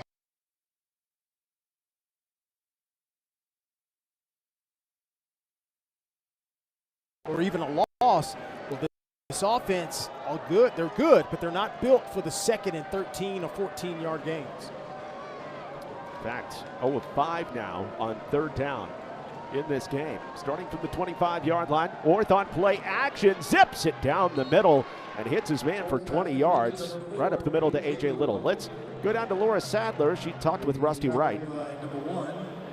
I got a chance to talk to Chattanooga's coach Wright, and he said their biggest opponent so far has been themselves with their mistakes. They're keeping themselves out of this game with their mistakes that they're making, and he said when you're playing a team like Tarleton, those mistakes only get magnified. But Coach Wright said that they're close. They've almost picked off a few passes. They've almost completed some passes, but with this young team, they have to be more sound with their routes to get more completions and take advantage of the times that they found themselves at 4th and 1. Thanks so much, Laura. And on the sweep to the near sideline, nothing there as Tarleton State is able to extend it out. And Justice Durant not able to cut it up. Durant did have a 27-yard touchdown run on the first drive of the game. That's outstanding defense. James Turrentine, number 97. I've always thought you got to have a big war monster, a big war daddy in the middle of the defense if you're going to play a 3-man front. He's the guy that kind of stalemates the offensive line, and then it allowed Bam Smith and company to come up and clean up the ball carrier. Giovanni Melidor working out a shoulder. He's a cornerback for Tarleton State. After no gain, it's 2nd down and 10. Orth deep to the middle, has his man underneath the safeties. And it is caught into Tarleton State territory by Markel Quick for a 1st down and another pickup of 20 yards.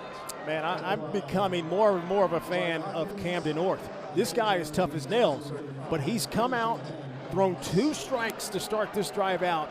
That right there is one of his better passes of the night. That's not an easy throw because you've got to throw across the middle of the field, and you hope your guy's going to be at his spot. And that right there was executed to perfection. 5 of 9 through the air for 92 yards, and Orth is the leading ground gainer for Chattanooga, 7 carries for 68 yards. On first down, nice job by Durant, cutting it up right in the middle of the defense. Avian Rice able to trip him up. Gain of 5 down to the 30. And you see the difference of a drive starter that can get this offense into the rhythm. And playing an offense is not necessarily about X's and O's. It is about a feel. It's about momentum. It's about a rhythm that an offense can get in. And you're seeing it happen one more time as this offense is now starting to hit some strikes downfield. The inside gives and the read option are now taking advantage of. Keep your eye on the quarterback because it's set up for a quarterback keeper out of those same looks. And some big ground gainers back in the first quarter. Orth on 2nd and 5. Hands it off to Journey Weish. Weish hits the edge, turns on the afterburners. 10-yard pickup down to the 20-yard line. And Chattanooga is in the red zone. Just such a good job by the offensive line. Look at big number 50 right there, Devin Lively. You know, he's just riding this off the defensive lineman out, pushing him and pushing him. And all that's doing is creating space and giving the running back an option to either put a foot in the ground or stay on track and get to the edge. And that's what he did there. Mock's first appearance officially in the red zone. They're 8 of 8 scoring in the red zone this year, including 6 of 8 touchdowns. Another handoff to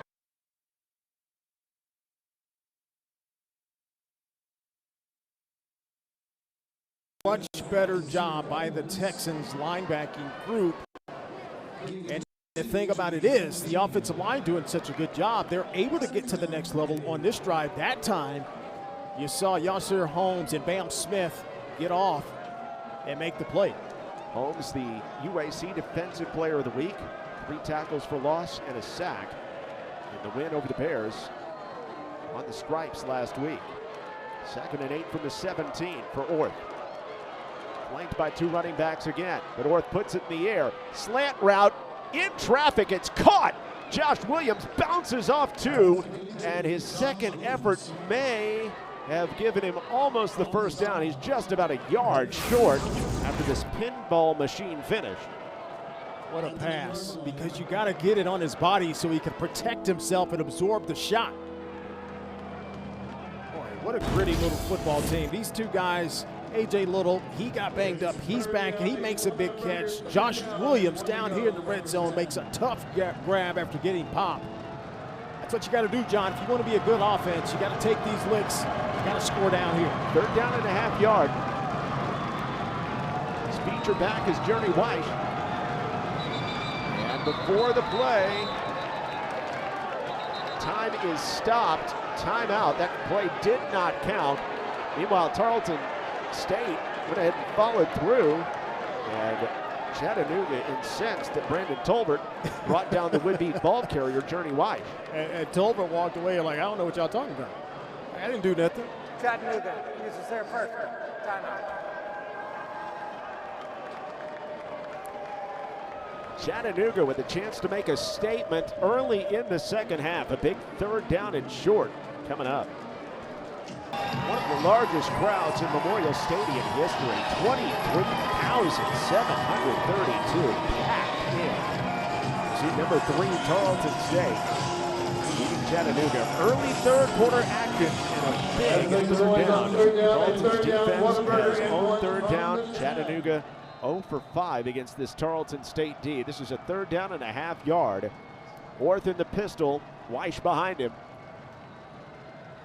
It's Weish did not carry the football. Instead, Orth kept it, and Tarleton was wise to it. For one of the first times tonight, A.J. Owens punishes Camden North for keeping the football. Well, it pays dividends to be disciplined. Here it is. You've got to keep outside contained. Keep an eye on a football if you can. And he stayed on track right to the quarterback, and that has been the play that's broken their back at times. And credit to the defense, Coach Nix and his staff to make the adjustment, keep his guys aware, John, to make the play like that. A.J. Owens made a fumble recovery for a touchdown last week in the end zone. Big tackle for loss here. This is a 32-yarder into the breeze for Jude Kelly. Kelly's kick is away, but before the kick, there's a stoppage. Delay of game. Offense, 5-yard penalty. Fourth down. And if you could see Rusty Wright from the waist up instead of just the waist down, you'd know how incensed he is. Yeah, he's mad about something for sure. He was telling us this week how his team normally does a great job of avoiding those avoidable penalties. They don't pick up the false starts or the offsides or a delay of game like that. This makes it a 37-yarder for Jude Kelly. 2 of 4 this year, had a 36-yarder at Tennessee Tech. He had one blocked at Memphis as well. Out of the hold of J.U. Snaps a little high, but it's put down. And the kick right between the pipes. But Chattanooga, trailing by 16, has to settle for 3.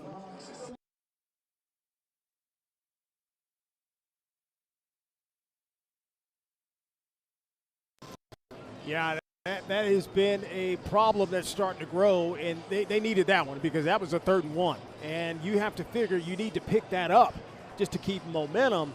And, you know, again, I know they're looking at their chops and sitting there thinking that, but credit to the defense one more time to just take away what they wanted to do and being heads up and making a play.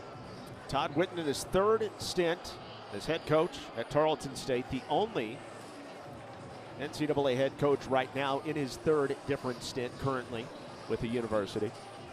All-time leading winner in Tarleton State history. Texans ranked number 3 in the nation and trying to become the first 5-0 team across any division in college football this season. That's a pretty impressive thing. That's not, again, year after year, you want to win every game you play, and it's tough, especially in today's game at any level. That is very impressive, certainly, to do that. Got some work still to do here, but definitely they on the right track. Gray Kelly with a knuckleball, so a returnable one for Tarleton State's D'Angelo Rosemont. Rosemont not quite able to get out of the grasp as he is twisted down by Gavin Helton, the freshman reserve linebacker. Otherwise, Rosemont may have run for a while. Yeah, Rosemont has been in the backfield at times. We've been here through the years where he was kind of a featured back in the backfield, or at least in the rotation, and I think he's been an outstanding kickoff returner, and it gives them an added dimension, another weapon on the special teams for sure. Yeah, former all-conference kick returner. Number 3 is Daniel Greek. If you're just tuning in, Victor Gabalis, the starting quarterback for Tarleton State, tried to gut it out, but he left this game with a lower body injury. Greek took over, led a couple touchdown drives, and on play action, goes up the sideline, jump ball for West, and he brings it down inside the 40. They let Trayvon West go to work in the 1v1. And that's nothing Jeremiah Batiste could do wrong. I mean, it's nothing. It's not his fault. It's just the pass is on the money, and then it's an outstanding effort by Trayvon West. Look at that. That coverage is there, and that pass is just on the money. And you see that penalty flag coming down. There was no flag. It was picked up. 31-yard hookup down to the 38-yard line. Tarleton State with a nice offensive start to the second half. Texans moving with a 10-mile-an-hour breeze at their back here in the 3rd quarter. Greek again, play action. Goes to his second read, goes for it all. Kramer has a hat trick. Touchdown, Peyton Kramer. Kramer is bashed through the door of this game and put the Texans in front by 19. I just want you to watch the mechanics of Daniel Greek. First and foremost, this is a quarterback that is in the game, and his head is all the way in the game. Watch him go through his progressions. Looks left, looks middle. Oh, I've got a guy open here. That's outstanding quarterback play. And for him to have the time, John, to go through the entire route progression and find a touchdown, that's some coaching too, but man, that's just a fantastic football player playing quarterback. Daniel Greek, the backup.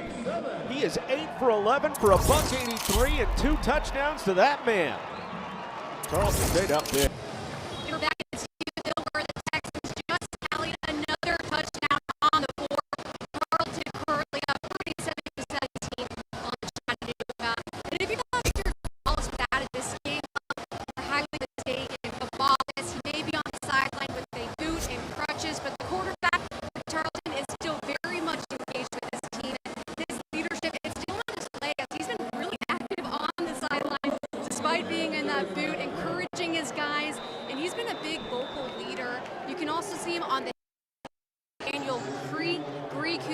come in, seamlessly take over Gabales' spot, and Gabales is doing what he does despite the ankle sprain, still encouraging and coaching up his guys.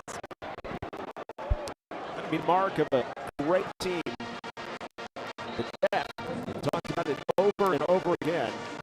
And Daniel Greek, beneficiary of Victor Gabales' tutelage here, as Coach Todd Whitten has put together a staff that has stayed together and a group of players that has stayed together. Only 3 guys went into the portal last year, off last year's team, which is unheard of at the FCS level. And one of those main guys decided to come back in Ty Rawls. Pretty amazing. Well, it's not a coincidence when you stay together and that consistency stays there. You see some of the better teams start to rise to the top, and that seems to obviously be the case here. These guys have bought into the program, into the system, and these guys are playing at a high level. So how this game changes. Last time Chattanooga had the ball, they got down inside the 10-yard line, but got turned away, had to settle for 3. Tarleton stayed quickly up the field to go up 37-17, and now the Mocs try to get the offense going. They've been outgained tonight, 475 to 243. Really, I thought the last drive, we may have started to see something to come, you would think. But for them to only come away with 3 points, I think that's a pivotal moment in this game, because I think at that moment in time, you make it a one-score game, and then you kind of find yourself in a dogfight a little bit. Nonetheless, you kick 3 and then give up 7 points back the other way. That's a tough transition there. Oh, nice cut off the back of his offensive lineman by Justice Durant. A second-level run, gain of 11 up to the 43-yard line. Make it even more than that, excuse me, but a huge gain of 16 yards for Justice Durant.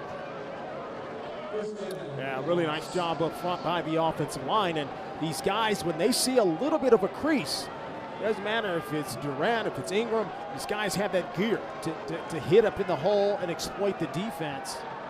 Nice little run there. Can they continue to go here? Part of the 3-headed monster in the backfield. A sweep for Journey Weiss, but tackled from behind. And again, it is A.J. Owens going sideline to sideline for the stop, a gain of 2.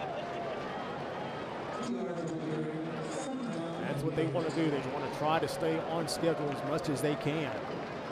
And then make it a kind of a choice here whether to run or pass on second down. I think you don't need to abandon the running game just yet. I think you can still play what you want to do. Play your game, so to speak. There is a lot of time.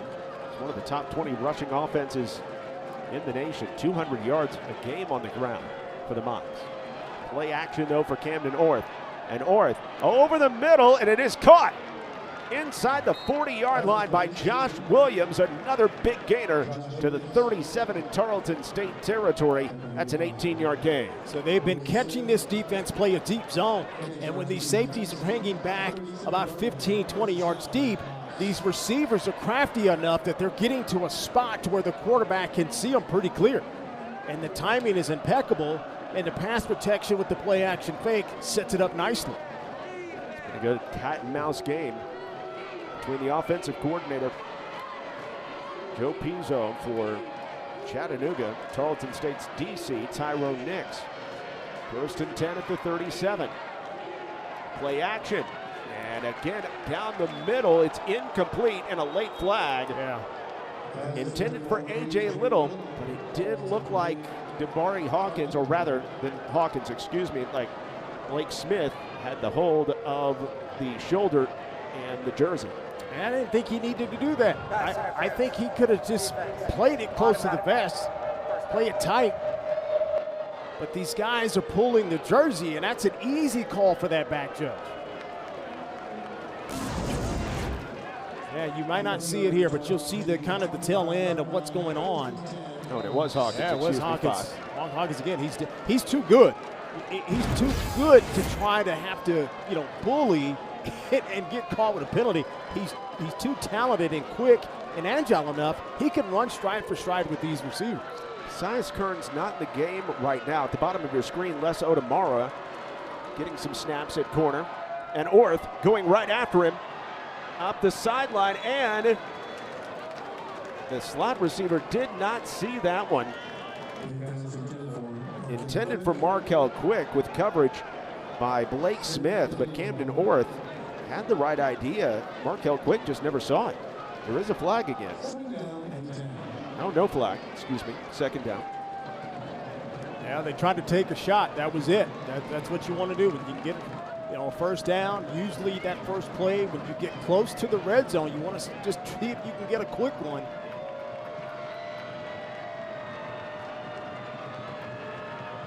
Taylor Crutamy in motion. Fourth on 2nd and 10. Players at his feet. He's hit and dropped. Tolbert is there, along with Angelo Anderson. Tarleton State with a sack to make it 3rd and long. Here it is. He wanted to go quick game. They took it away. He thought he could spin out. Defense stayed at home. That's the one thing you have to do. When you have a mobile quarterback, these defensive linemen can't get caught looking and chasing. You got to be disciplined and stay home. Angelo Anderson had 2 sacks last week. In fact, in each game he's played so far this season, multiple sacks for the edge rusher. Transfer from Tulane. 3rd and 17. Orth pumps once, screen back to the left, complete to Justice Durant. Durant racing up the field, and Brandon Tolbert, the nose guard, came way downfield to make the tackle at the 25 and loses his helmet in the process. It's 4th down.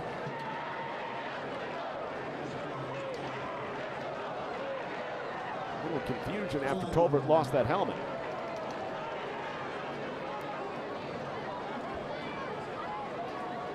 There's a lot going on that play. I don't know if it was a point of contact when they ran the screen and these offensive linemen engaged with the defensive player. Flag is back at the 31. That's near the original line of scrimmage. Which was the 32. So much mystery involved right now, Jack. Offense. Yeah, legal block, it looks like. Matthew Jones making us wait. Rusty Wright, it looks like he can still get out there and play. Yeah. Take a look at this. I guess they called it there, huh? Yeah. Would be on Tyrell Ragland, one of the guards.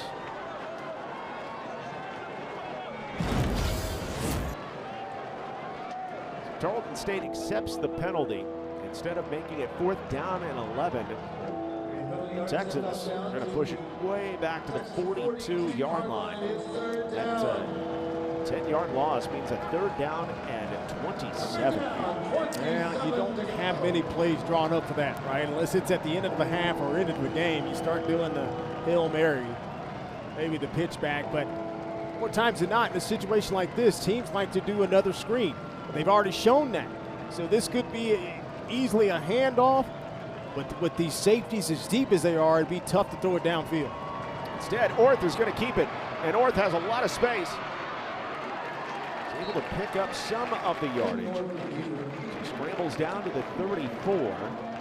That's only 8 when he needed 27. It's still 4th and 19. Right now, the offense still out there. Well, you see the closing speed of that defense, right? It looked like a lot of space, and then all of a sudden, just wham, here comes the purple machine. And they came after him pretty quick. He had about 5-6 guys run to the football awfully well. A.J. Owens with his 11th tackle of the game to lead the team. The offense staying out there on 4th and 19 for Chattanooga. Only 2 on the play clock, and a timeout spent. Really wasted here in this type of situation by Chattanooga, but they did not want to give up the 5 yards. Let's take a look at the Clark Real Estate Group house call of the game. And it came earlier this quarter. Yeah, you know what? This is phenomenal. I thought Daniel Greek showed a shining moment, looking left, looking middle, looked with the last, and then hit the red-hot Peyton Kramer for the TD. Yeah, Peyton Kramer 3 for 3 with 3 long balls in this one, if you will. He's got a $190 in receptions and 3 touchdowns. Number 3, Tarleton State, up 37-17 on Chattanooga in the first ever matchup with the Mocs. Chattanooga just in no man's land right now, facing a 4th down and 19 to go from the Tarleton State 29-yard line. Or 34, I should say. And, John, it won't be any easier. It looks like Nick Paul hobbled off with some help. That's the left guard, first-year starter, a sophomore, number 56. So, going to have to bring somebody in.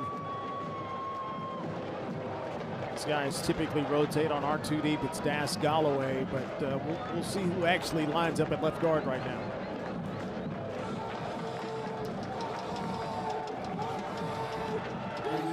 North has some work to do on 4th down and 19 now. Some backups in on the O-line. Looking like a quick kick, and it is. And he's a left-footed kicker. I did not have that, you know? Normally, if you're a right-footed thrower, you're a right-footed kicker, but not in this case. Wow. And that punt is a, as they mark it off, it is a 6-yard punt. Camden North. Yeah, almost would have been better going for it. Almost by 6 yards. The Tarleton State takes over, and they have been able to rack up yardage no matter who's at quarterback. Victor Cabales, Daniel Greek. Greek gets another opportunity after throwing his 2nd touchdown of the game, and right now, that Chattanooga sideline, Rusty Wright, a little bit dumbfounded on how to coach his guys to victory. Caleb Lewis slips through a tackle or two, pops out the other side, a gain of 5 on 1st down. Hey, you hear the term juice. That was the juice, right? That's a little wiggle in the hole. You got to have a little bit of that to get those extra yards, because most backs would probably get tackled at the line of scrimmage. But you look at Page III, he turned that into a 5-yard gain. He's got that patience that Kayvon Britton had last year for Tarleton State. That Le'Veon Bell-esque patience as Greek goes play action, comes back left and through the hands, a little bit low, but through the hands of Trayvon West. Leaves a 3rd down and 5. Well, you know, you mentioned the Kayvon Britton from last year. I thought he was incredible, right? Yeah, the patience. You have to have that in this offense, because the way this offense blocks, it's a zone blocking scheme. So they're just blocking zones. And so the hole might be going originally to maybe the 4 hole, which is between the guard and the tackle, but it could open up backside in the 1, maybe 3 hole. So that's the beauty of this offense, but you got to be patient to run it. Greek out of the empty set, tries to go up the sideline. Slow coming out of the break on the wheel route, Bryce Parker. Unable to get up the field cleanly. Good coverage by Kamari Todd. Tarleton State faced with a rare punting situation. Yeah, that wasn't the success we've seen them have. They've been in a good mode, at least getting some points, right? Getting field goals. Had a couple of touchdowns here in the last couple of drives, but see if they can benefit from this field position. The Mocs, depending on how the punter punts it here, you're going to be kicking with the wind. So you have an opportunity to tilt the field back the other way. On Mullins' 2 punts, he's averaged 33 yards. Sends it away. This is a better punt here. Hits in front of Little, the return man. He's just going to get away from it. It checks up at the 15-yard line. That is a 52-yard punt and no return. Tarleton State able to flip the field. So they look to flip the page to 5-0 and complete an undefeated early portion of the schedule. They started out with a trip to Portland State in week 0, won 42-0. Followed that up by shocking Army in double overtime, coming back from 14 down to defeat Army in 2 OTs. And a couple more wins as well against Mississippi Valley State and UCA. And Tarleton State has a couple players in the league right now, as they say. First-year guy in Darius Cooper and E.J. Speed, who has been in the league for a few years, right now with the Texans, formerly with the Colts. Breaking out the backside, there is some room for Durant. Justice Durant showing off the speed out to the 37-yard line. A 22-yard romp for Justice Durant. We got a flag back here about at the 20-yard line. That typically is an area of a hold. Personal foul, unnecessary roughness, number 26 defense. Okay, maybe 15-yard not. penalty added to the end of the play. First down. So that goes on Brandon Tolbert. It's going to be 22 plus 15. And evidently Tolbert doing something after he was knocked down on the play. Something well behind the play. As you can see, old Blaze Durant gets to the edge.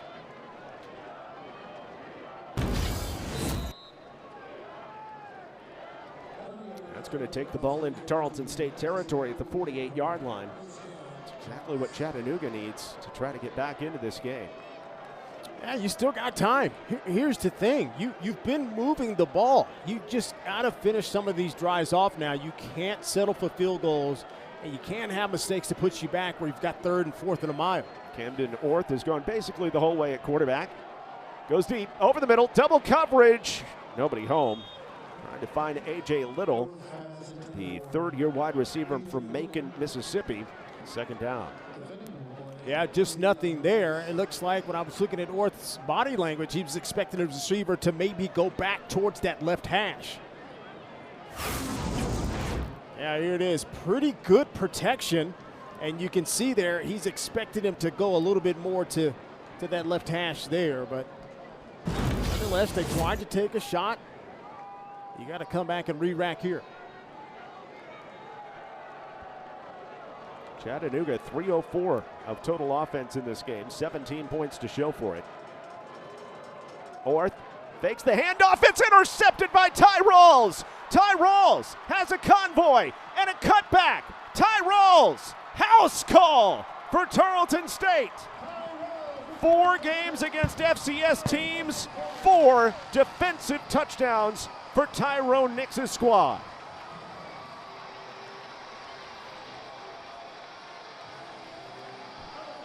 Well, it just keeps getting better and better for this defense. They just have a knack of taking away the ball. Again, a game with multiple takeaways one more time, and here it is. This is a play they've been running in the entire game, but this time Ty Rawls stayed home and reads the quarterback. It's a great look at it here. He's looking at the quarterback, boom, and you just wait for that pass to pop up. You get in the passing lane, and we know these guys are all athletes, and when they catch it off a turnover like that, they always have the ability to take the distance, especially these guys in the back end. Rawls had a 16-yard interception return for a touchdown against Southwest Baptist, a Division II team back in 2023. 30 seconds. This is his 3rd pick of the season and his 1st touchdown. And now Tarleton State's defense has given up 3 touchdowns to FCS opponents this year. They have scored 4 touchdowns against FCS opponents. Man, that's just crazy. You just don't see that in today's game. You know, and credit, we've talked about Coach Nix enough, you know, obviously in this game, but you cannot give him enough credit because he has his guys prepared, and he utilizes the skill set that he has at all levels. Because the defensive line can set things up for the linebackers. The linebackers can set things up for the safeties and the corners, and they play off one another. But then you combine that with they're just smart, intelligent football players, you get the takeaways that you've seen this year. And that is takeaway number 16. Again, coming into the night, Tarleton State had 14 takeaways. No team in the NCAA, FBS, FCS, Division II or III had more than 10. Fake handoff, and now a throwback into the end zone for the 2-point conversion to Daniel Greek. Marquise Willis, a former quarterback himself at Coahoma Community College, was the one to complete the pass to Daniel Greek, and Tarleton State goes up by a full 4 scores and 4 extra points. Well, here they come with the Philly special. And, yeah, you talked about, well, it's another former quarterback. He was in that no man's land. Well, man, am I close enough to run? Do I pass? But he waited to the very last minute, kind of like an option quarterback, right before he gets hit, and throws it in the end zone to his QB. Well done there. Daniel Greek's done a little bit of everything since coming in for Victor Cabalas. Well, you just hope that, these guys have an off week. And Ballas, we don't know the status of him, but if Greek has to go the distance maybe for another game or two, a good week of being the starting quarterback in practice could do this guy a lot, and he could be deadly. And obviously, the game that Daniel Greek has had tonight and the way the team has performed around him has to give Tarleton State confidence going forward if Victor Caballas misses a week or two. Absolutely, because you think a backup quarterback is getting 1 rep for every 3 or 4 the starting quarterback gets. So you're having to do mental reps. And what a great job Daniel Greek has to be ready. And that is the mindset that you have to have. If you're the second, third, or whomever, you have to stay ready. And credit to Daniel Greek to stay ready mentally, and then his physical talents can come out and take over. Texans really taking over now against Chattanooga, adding on 57-yard interception return for a touchdown by Ty Rawls. Tarleton, since the first quarter, has outscored Chattanooga 35-3. It has not been close. Yeah, that second quarter kind of set things open. They outscored Tennessee Chattanooga 20-0. And then, like you're saying, they've added 15 points here in the third and only 3 for Tennessee Chattanooga. So it comes in waves, and these guys do it in all phases of the team. Yeah, as Pat Green said, wave on wave. And this is going to be a penalty on Tarleton State, I believe, or is it actually going to be on A.J. Little on this 50-50 ball? Let's see. Melidor was in coverage. It's going to be offensive pass interference. Okay. Offense. Half the distance to the goal. First half. Yeah, A.J. Little got up looking for a call. Giovanni Melidor said, I don't think so. I'm looking for one too. And this very little penalized Chattanooga team is starting to rack up the penalties, especially in the second half. Half the distance to the goal, back to the 12.5.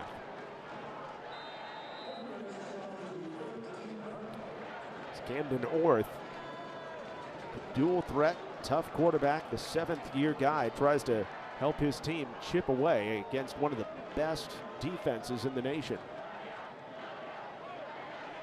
And on 1st and 22, he offers it to Journey Weish, who slants left. Gains only a couple out to the 15. Journey Weish had a career-high 115 on the ground last week. Out of Ballard High School in Louisville, Kentucky, where he ran for 1,726 touchdowns as a senior. Plus, he played some lacrosse and track and field, multi-sport dude.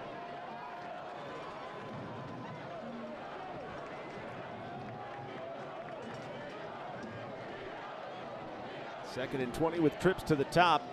And again, it's Weish. And again, he is stuck. James Turrentine pulls on him. And the rest of the defense helps out as well.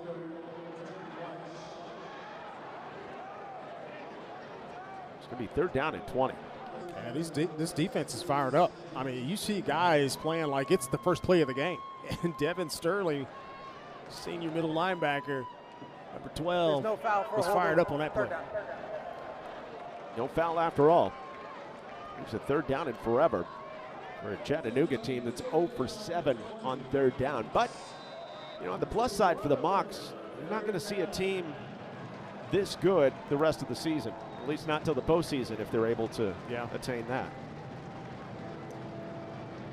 Southern Conference play starts next week for Chattanooga against the Citadel. Rusty Wright likes to play that difficult non-conference schedule. Boy, has it been difficult. Again, handoff to Weish on 3rd and 20. And Weish is able to pick up a little more than half of it, but falls well short of the 1st down. 12 or 13 on the carry, 4th down for Chattanooga. That is the end of the third Final quarter. play of the 3rd quarter.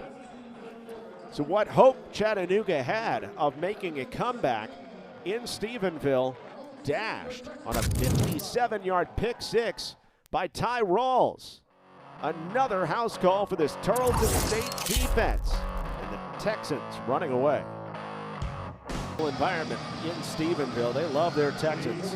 Again, Tarleton State led all FCS teams in Texas last year with average attendance, and they were 4th in the nation, more than 19,000 a night.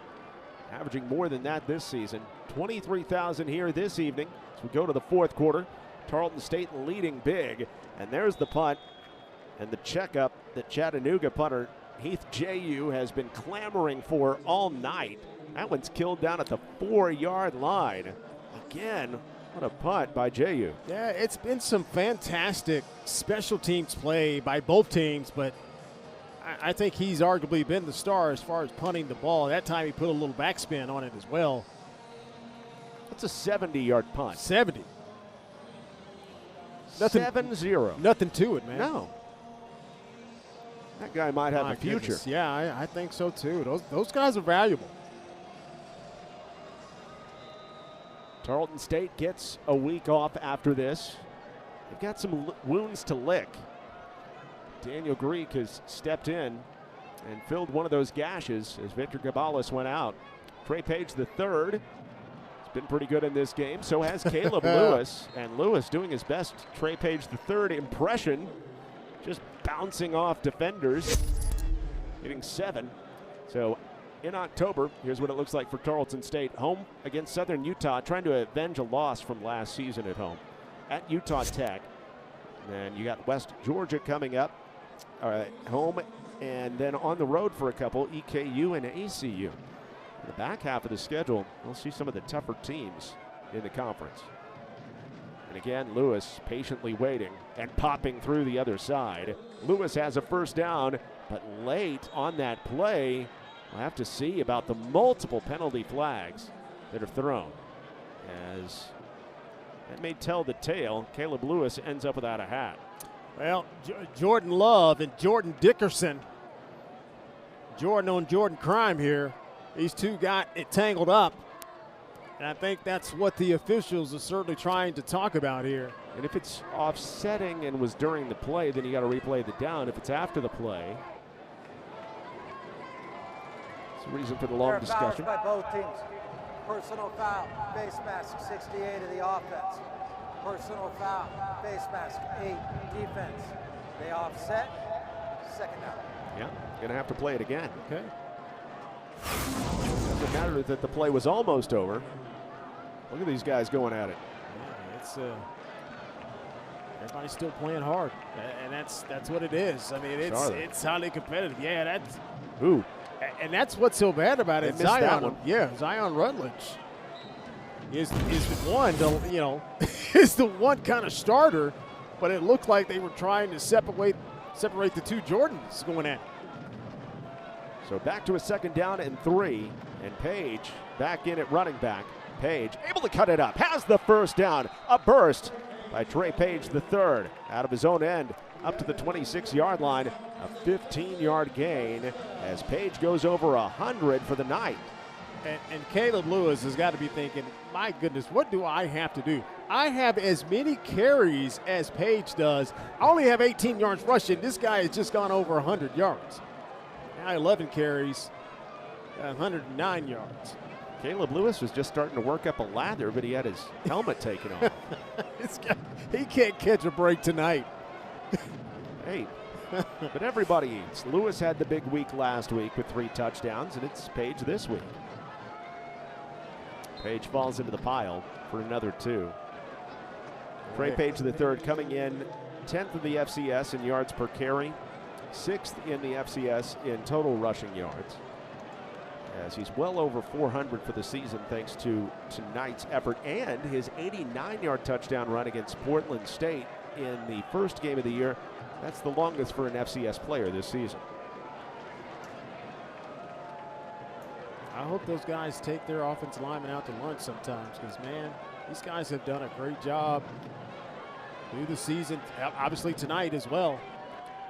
Greek trying to hit his man on the edge, but coming back for the football, it's incomplete for Reginald Harden. the Arkansas State transfer, still looking for his first catch in a Tarleton State uniform. Brings up a 3rd down and 8. That was his moment, too. He runs a good route, does everything right, just didn't hold him to the block. If I'm a 6'5" receiver, this is what I want to play. Yeah. This is where jump balls, right. This is where you get fed. Cody Jackson comes in, bottom of your screen for this 3rd down play. 3 to the top of your screen with Tarleton State. 5 for 12 on 3rd, and Greek keeps it. Greek running right up the back of his offensive lineman, and that may have stopped his progress because he comes up a yard shy of the 1st down as he falls into the back of the legs of Hunter Smith. It's 4th and 1. I love the call, but it is a gutsy call to expose your quarterback to some unnecessary contact downfield, but it almost picks it up. Quarterback call draw there. They get awfully close to the yard to make, but not enough. They're going to have to punt this thing away.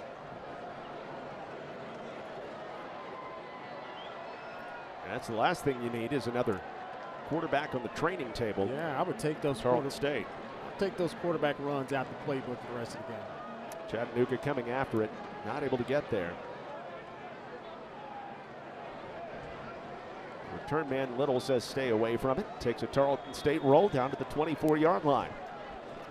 Chattanooga held to just 3 points since the 1st quarter. It's Tarleton State, not by a big margin. Welcome back into Stephenville, where they're playing some of the best FCS football out there. Tarleton State made a run to the 2nd round of the FCS playoffs a season ago, and look where they stand in the national rankings coming into the week behind 2 of the heavyweights, North Dakota State and South Dakota State. Yeah, North Dakota State is number 4 in the nation in scoring offense, just a little bit behind Tarleton State. And you know, those teams on that page do a lot of things well, obviously, but they have an experienced group. And when it's time to go, they know how to go. And you're starting to see that here with the Texans. They've got a group of guys that have been here for a little bit, and they know how to play with one another. And you're going to need that as you try to make a push into the postseason. Tarleton State's defense has been able to get better and better as the night has worn on. Oh, what a stick. The toss out to Justice Durant. Coming to the edge, several players there for Tarleton State, including Jay Henry, the defensive lineman. Gain out to the 30, a pickup of 6. Man, this is just a football place, right? And no disrespect to any of the other sports, but you're in Texas first and foremost.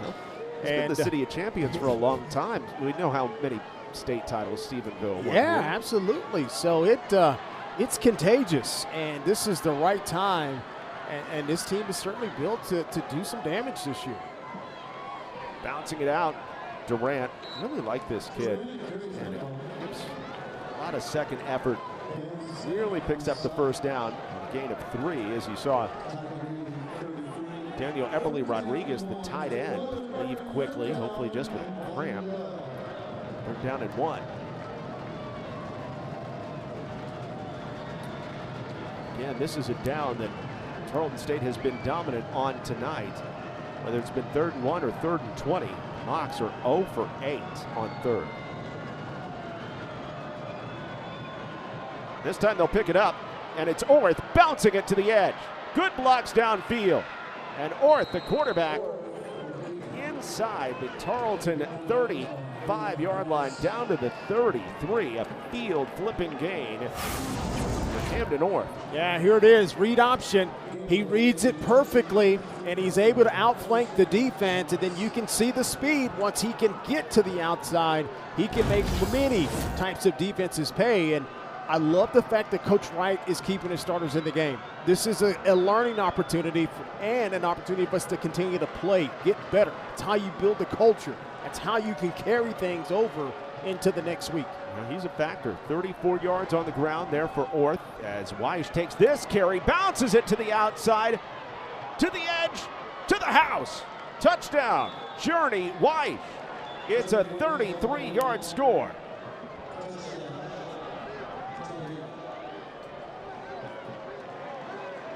Now you got some reserve players in for the Texans defense, but Look at the blocking there. You see a couple of missed tackles. That's now, not one of them. That's not one. Mam Smith's every player, a starter.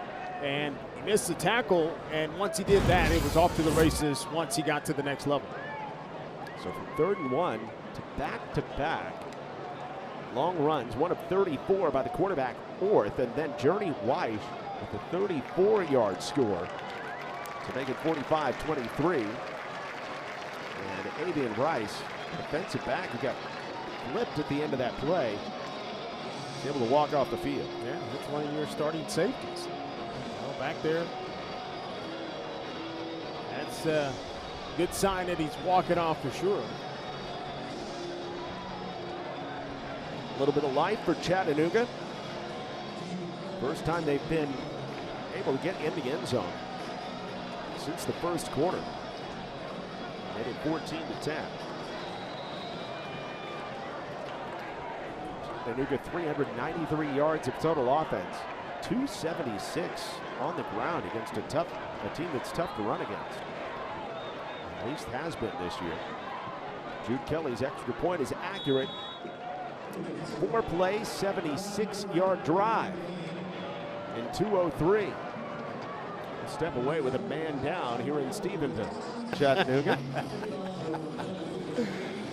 I know the feeling. Man. I know the feeling. I hear you. That's the dance I'm doing in my head all day, every day. Hey, it's always a party in Stephenville, man, when you come to Memorial Stadium. 45-24, here's LaDarren McClain, former North Texas quarterback, ESPN analyst. Horace Sadler patrolling the sideline. I'm John Little, alongside our whole ESPN crew tonight. It's Tarleton State. Stuck a number on Chattanooga for most of the night. Knox able to get back into it with a 33-yard touchdown run by Journey White. You know, I look at a team when they don't play maybe their A game. You know, it's probably a B minus, you know, C plus type game. Sure. And you still have a 45-24 lead with 9:45 in the game. That to me shows the mark of a well-coached team and a highly talented team. And you're not always going to play your best, but you got to figure out a way on that day, on that game that you're playing, to figure out a way to get it done. So far, so good for the Texans tonight. They've done what they needed to do, and this offense here has got a chance to continue to get some reps with their quarterback now with Greek. On first down, Page has to slip through, and if he was able to get about 6 more inches, he may have run 60 yards. Yard for Page. Again, he's over 100 for the night. The second 100-plus yard game of his young career. You know, if you're an opposing defense getting ready to play Tarleton State, I don't know how you practice that. I guess you tell the scout team, hey, I want you to hesitate when you get the handoff and do this and kind of simulate that, but there's nothing like the real thing in the game. Go route for Jackson. Jackson trying to come back for it, and incomplete. Pretty good defense there by DJ Adams. Didn't make contact with the receiver until the ball was there. He breaks it up. It's third down. You know, for the most part, I think these defensive backs have done a pretty good job. They've just been beaten by, one, outstanding throws, and then some fantastic route running and catches by these receivers. And for the most part, you're going to win some and lose some, but I think they've done a good job by being in the right position at the right time and contesting the majority of all these downfield throws. Third and 9 for Tarleton State. Daniel Green, kidding quarterback for Victor Cavallis, looking left the whole way, right at the sticks. The catch is made. It'll depend on the spot. It should be enough for the first down. Yeah, it is. Complete to T.R. Young, making his 4th catch of the season. And that's a really nice job by Young to know where he needed to go for the first down, John, and then takes his route just enough further across the line to make, knowing that the pass is going to bring him back maybe a half a yard. That's good route running, good technique, and good execution. Young's done it for a long time. It's really good years at Division II Lock Haven. Approaching 2,000 yards receiving for his career. Gets another look here at the 40 and slips a tackle Taken down after some hard running, grinding forward for 9 more yards out to the 44. And he's the typical receiver that we've come to know here for the Texans offense. Big, 6'2", 225 pounds. It's a big dude on the outside. And as a defensive back, you got to make some business decisions. Do I press this guy? Do I give him a little cushion? But he's got enough speed that he can run by you, but he's too big to press if you get up in his face. So that's a nice welcome again to this offense. Look at the patience by Page. Just letting his offensive line do the work for him. You think you could do that, have that patience, sit up in there with all those monsters trying to, I'd start freaking out. I would too. Like that mental time bomb would go off in my head saying, I gotta go, I gotta go, I gotta go. But these guys just are so natural with it and patient.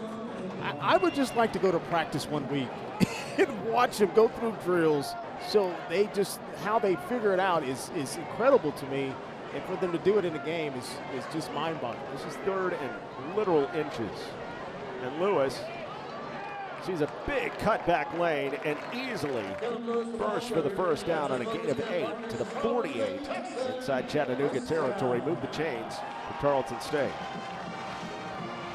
Tarleton State well over 500 yards of total offense, doing that for the first time this year. And the first time since they had 509 at Southern Utah a season ago. And tonight, the bulk of the yards has come in the passing game. They were really leaning heavy. We talked about they were 62% run. Tonight, they've been a little bit more pass heavy, and I think it's just because of what the defense gives them.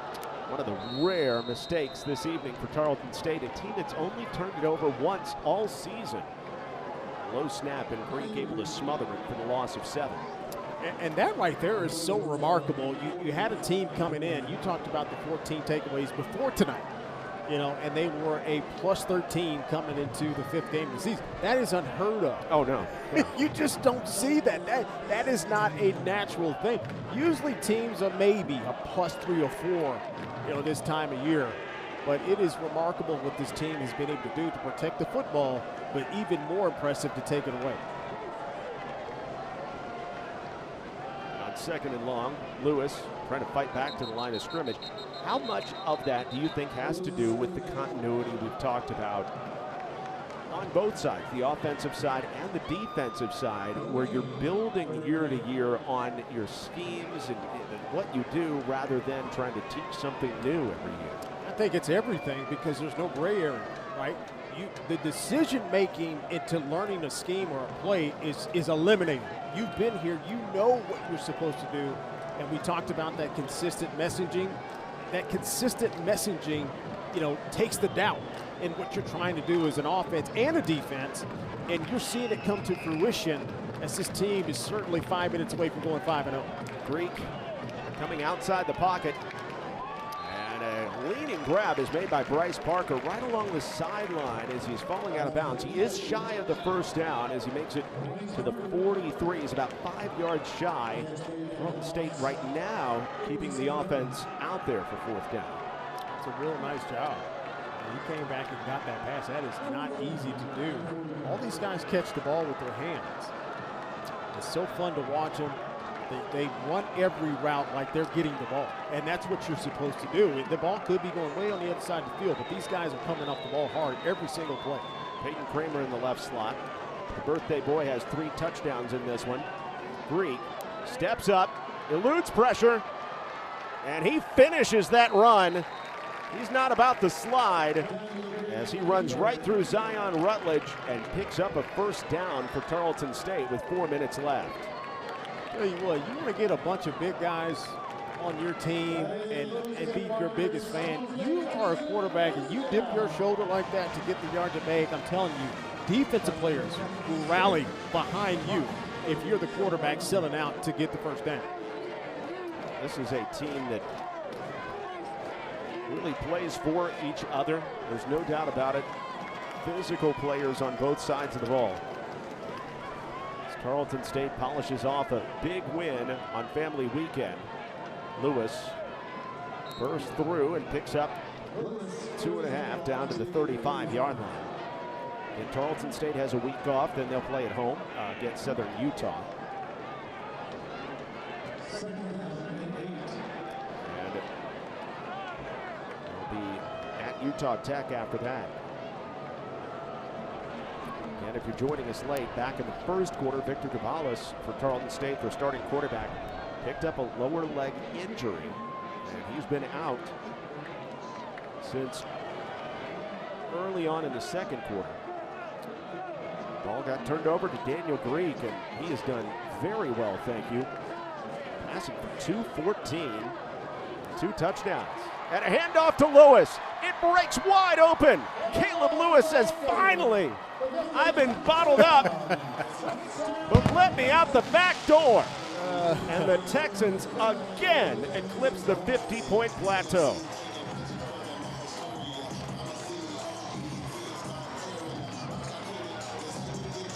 Yeah, this offense just goes. It's really, they don't change. Even inevitable. You know, it's just one of these things that they're going to just chip away. And with these running backs and the offensive line, they can bust it on you at any moment. And they went into probably their 3-minute offensive mode, but that mode is really no different than what they do when they start the game. They're going to keep the gas pedal down and run the football and get it home. Daniel Greek, the backup, has made it look rather easy for TSU. In Stephenville as the Tarleton State Texans lead Chattanooga 52-24. The core of cadets, growing group on campus here at Tarleton State. A school that surpassed 21,000 in enrollment this season. Just an absolutely huge university, a big factor for what's going on in the Texas A&M system. It has been a great year, a great start to the school year for Tarleton State University. Yeah, this place is growing, man. It's fun to watch. You know, I remember they were getting excited by putting stands on this end zone to our left here, you know, a few years back. And now they've got campuses on that Chisholm Trail toll road, you know, that remote satellite campus. So now you got the parking garage, you got this big arena that I'm going to have to come and watch a basketball game or something in one day. And hey, it's going on here at Stephenville. And Tarleton State has gone from a team that wanted to get into Division I to a team that is at the top of the FCS, and a team that other schools are looking at to say, hey, we got to do it like they've been doing it for the last 6 years. It's just incredible. Yeah, and you've got the right guy to do it, right? I mean, Coach Whitney, this guy is incredible. And I say he is as steady as they come. I'm telling you, and he gets the best out of each player, but these guys can recruit. That's the other thing. And to keep the players here is phenomenal. Now, I will say this, there's one last thing. They are good. They're they're number 3 in the nation. They got to start playing with the bullseye on their back now, because they've always been the chasers, and you just didn't know, okay, is Tarleton State, are they for real? Are they coming around? And they've always been one of those teams that catches it, but now it's no secret. This is a legit top 3 team in the nation. You got to do it in conference play, too, where the teams know you so well. Yeah. You started to have some big rivalries. And the UAC, it is no joke. I mean, week in and week out, you saw today, Illinois State almost got knocked out by North Alabama, a team that used to be one of the bottom teams in the FCS. No longer, they're becoming a factor. You have to think it's got to be something here. We got a flag. If they sort that out. And you got to think, you know, with the talent now being able to transfer, and some of these guys wanting to play right away, it's making a difference. And now you're starting to see, I don't like to say parity. I just think it's just balancing them out. These teams are starting to get players in, starting to stay, fit the system. You can get players to fit your system right now. You don't have to groom them. They come in ready to play. And you see the North Alabamas of the world, you know, starting to make some noise. It's a personal foul on Jaden Aubert. Tarleton State on Chattanooga 52-24. New quarterback for the Chattanooga Mocs, Battle Alverson. Freshman out there. to run the offense for the rest of the way. Gets it to Journey Weiss, who had a touchdown run earlier on this quarter. Markel Johnson along the edge helps make the stop.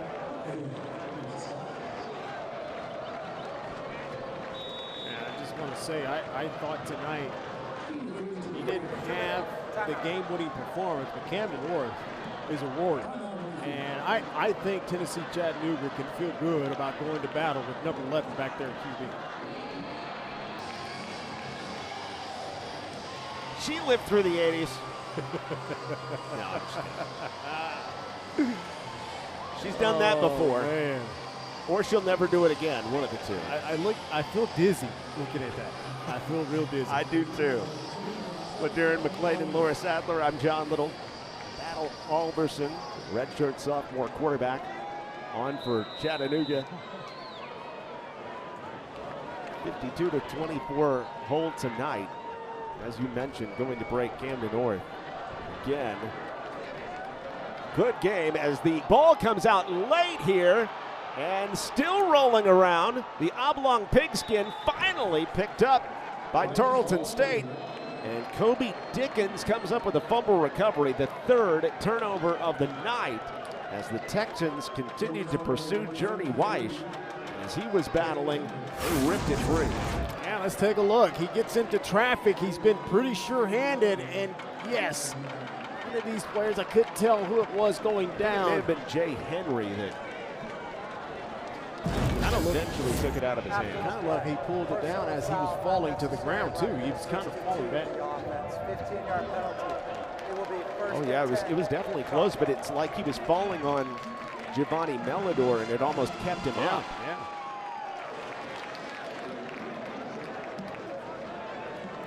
So Tarleton State with 17 takeaways, a 5-0 start. They're going to be plus 16 in the turnover margin. They're going to be scoring 48 points per game in this 5-0 start, and they are going to be the first team in all of college football that's 5-0 this year. It's insane. It's incredible to watch this progression.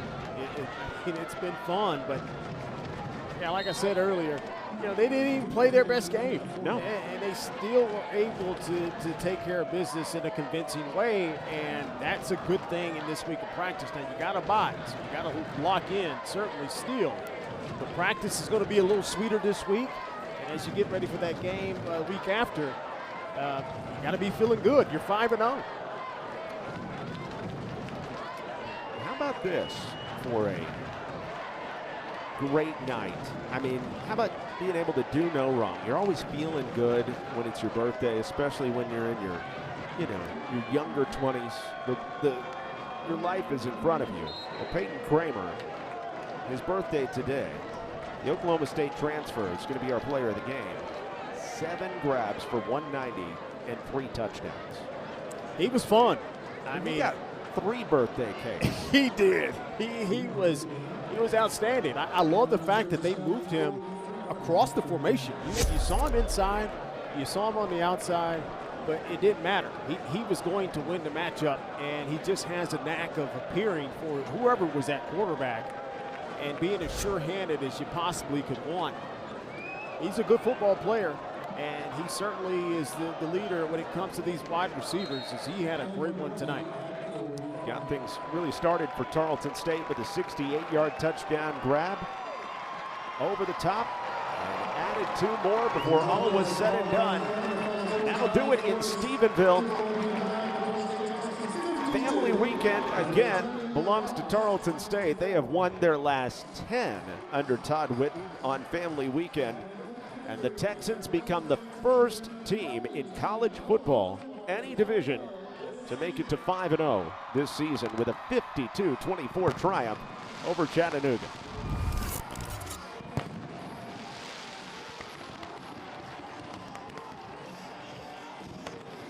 There's an incredible atmosphere here in Stephenville where they adore their Texans. They've turned Memorial Stadium into a must-go-to party in Erath County and the Cross Timbers region here over the last few years. Tarleton State proving why they are every bit of the number 3 team in the country, and they may not be done rising before this season comes to an end. Not only the first Division I team to 5-0, but the first of any NCAA team across the land.